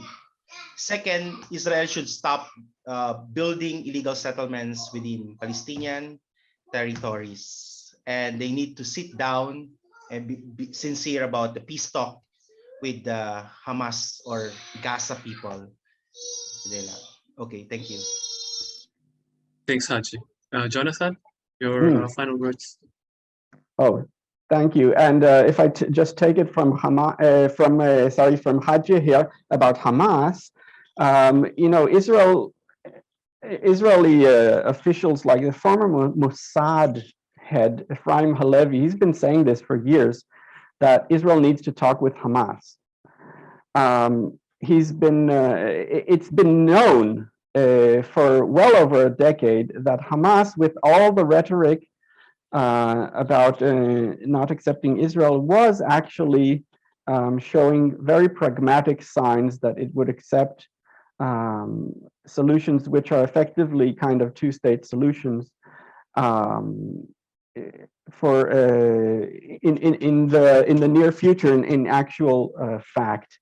But Israel would rather say that this is just a terrorist organization that rejects Israel, and therefore we have to besiege it and make Gaza unlivable. So there's an advantage for Israel to show that it is constantly facing irreconcilable enemies. And this is also why I think Israel is not really set on reaching a peaceful solution. As I was mentioning, what we call the two-state solution is not what Israel considers the two-state solution. It doesn't see that as viable. If you go to what international law says, that's just unacceptable for Israel. I could, as an anecdote here, read to you. I have the Human Rights Watch report on apartheid and Israeli apartheid and persecution in front of me. At the very end, it says recommendations. Now, if I just read that to the state of Israel, yeah, it's a little bit like what Hadje said. Dismantle all forms of systemic oppression and discrimination that privilege Jewish Israelis at the expense of Palestinians, and otherwise systemically violate Palestinian rights in order to ensure the dominance of Jewish Israelis, and end the persecution of Palestinians, including by ending discriminatory policies and practices in such realms as citizenship and nationality processes, protection of civil rights, freedom of movement, allocation of land and resources, access to water, electricity, and other services, and granting of building permits. Next point, fully respect the human rights of Palestinians, including those in the occupied Palestinian territory, as well as the protection owed to Palestinians in the occupied Palestinian territory under international humanitarian law. Next point, seize the, there are so many points. I'm not going to read it all here, but basically all these points are just things that you go, this is central for Israel to maintain. This is raison d'etre, this Jewish demographic engineering, Jewish supremacy system. It's how and why. I think the most important question is why is Israel going to change that? And the answer is pretty much in what Frederick Douglass used to say about power, that it just does not concede willingly.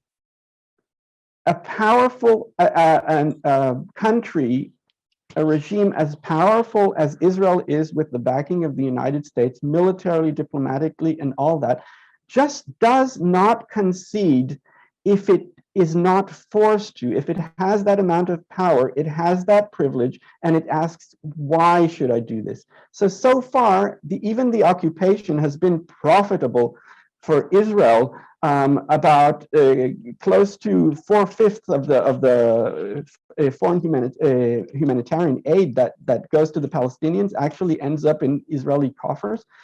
It is profitable for Israel in that it doesn't have to pay a huge price for it yet. And this is why I'm saying I support the BDS, the boycott, divestment, and sanction movement, and the idea and the strategy of you have to create a price. If there is no price, then there is no reason. Okay, thank you. On this point, I'd like to transfer the mic, the spotlight to Danae. Thank you for answering the questions, Hadje and John. Danae, thank you. Over to you. Okay, thank you very much to our speakers, Mr. Ophir and Mr. Sadje, for that very interesting discussion. Okay, so now at this point, we would like to give the floor to one of our attendees. If you have reactions or comments on the issue, please, we have allowed you the raise hand function for in your Zoom. So if you have comments, reactions, please raise your hand. Okay.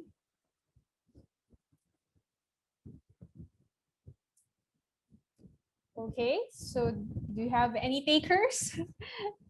So this is actually the first time that we're asking for feedback from our audience, since they seem to be very engaged.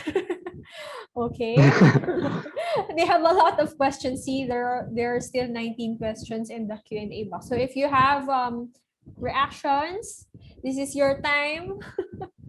So just raise your hand in Zoom and we will allow you to talk. Okay? Or are they surprised because of the on-the-spot recitation? Then if there's no one, then Okay. perhaps close it. All right. Okay. So no takers. So before we end, I would like to ask our speakers and our staff here and our administrators to turn on their video for an obligatory photo opportunity. Okay. Okay. So let me take the picture. So Janus. Okay. Okay, 1, 2, 3, smile. Again, 1, 2, 3, smile. All right, thank you very much to everyone who attended our webinar for this afternoon. We'd also like to thank our speakers for that very interesting, very insightful, and very engaging talk and discussion on the Israeli and Palestinian conflict. And we hope that this is not the last of our webinars here about the Israeli and Palestinian conflict. So again, thank you, Mr. Ophir and Mr. Sadje, for your sharing your expertise and your research. Thank you very much to our attendees for being so active, and I hope more I hope that in the future we'll have attendees that would want to talk or react to our webinars. So we'll be having more webinars for you to learn from and enjoy from the comfort of your homes. So if you want first-hand news about Asian Center events and activities, please join our mailing list and like our Facebook page. So links will be provided in our chat box. So we are looking forward to seeing you again in our future webinars. Thank you very much and have a great day. Danae? Thank you, Yes. Diane. Thank you, Prof. Rolly. Thank you. Danae, there's also a question. There's just a question here. Yes. And someone else asked me separately whether it's recorded, and we know that it is recorded. But can you say something about whether this link will be made advertised or so on? Okay, so this webinar is actually recorded, and we will be posting this on our YouTube channel. So subscribe to the Asian Center YouTube channel for the recordings of our webinars. But yeah, so we will upload this soon. Okay.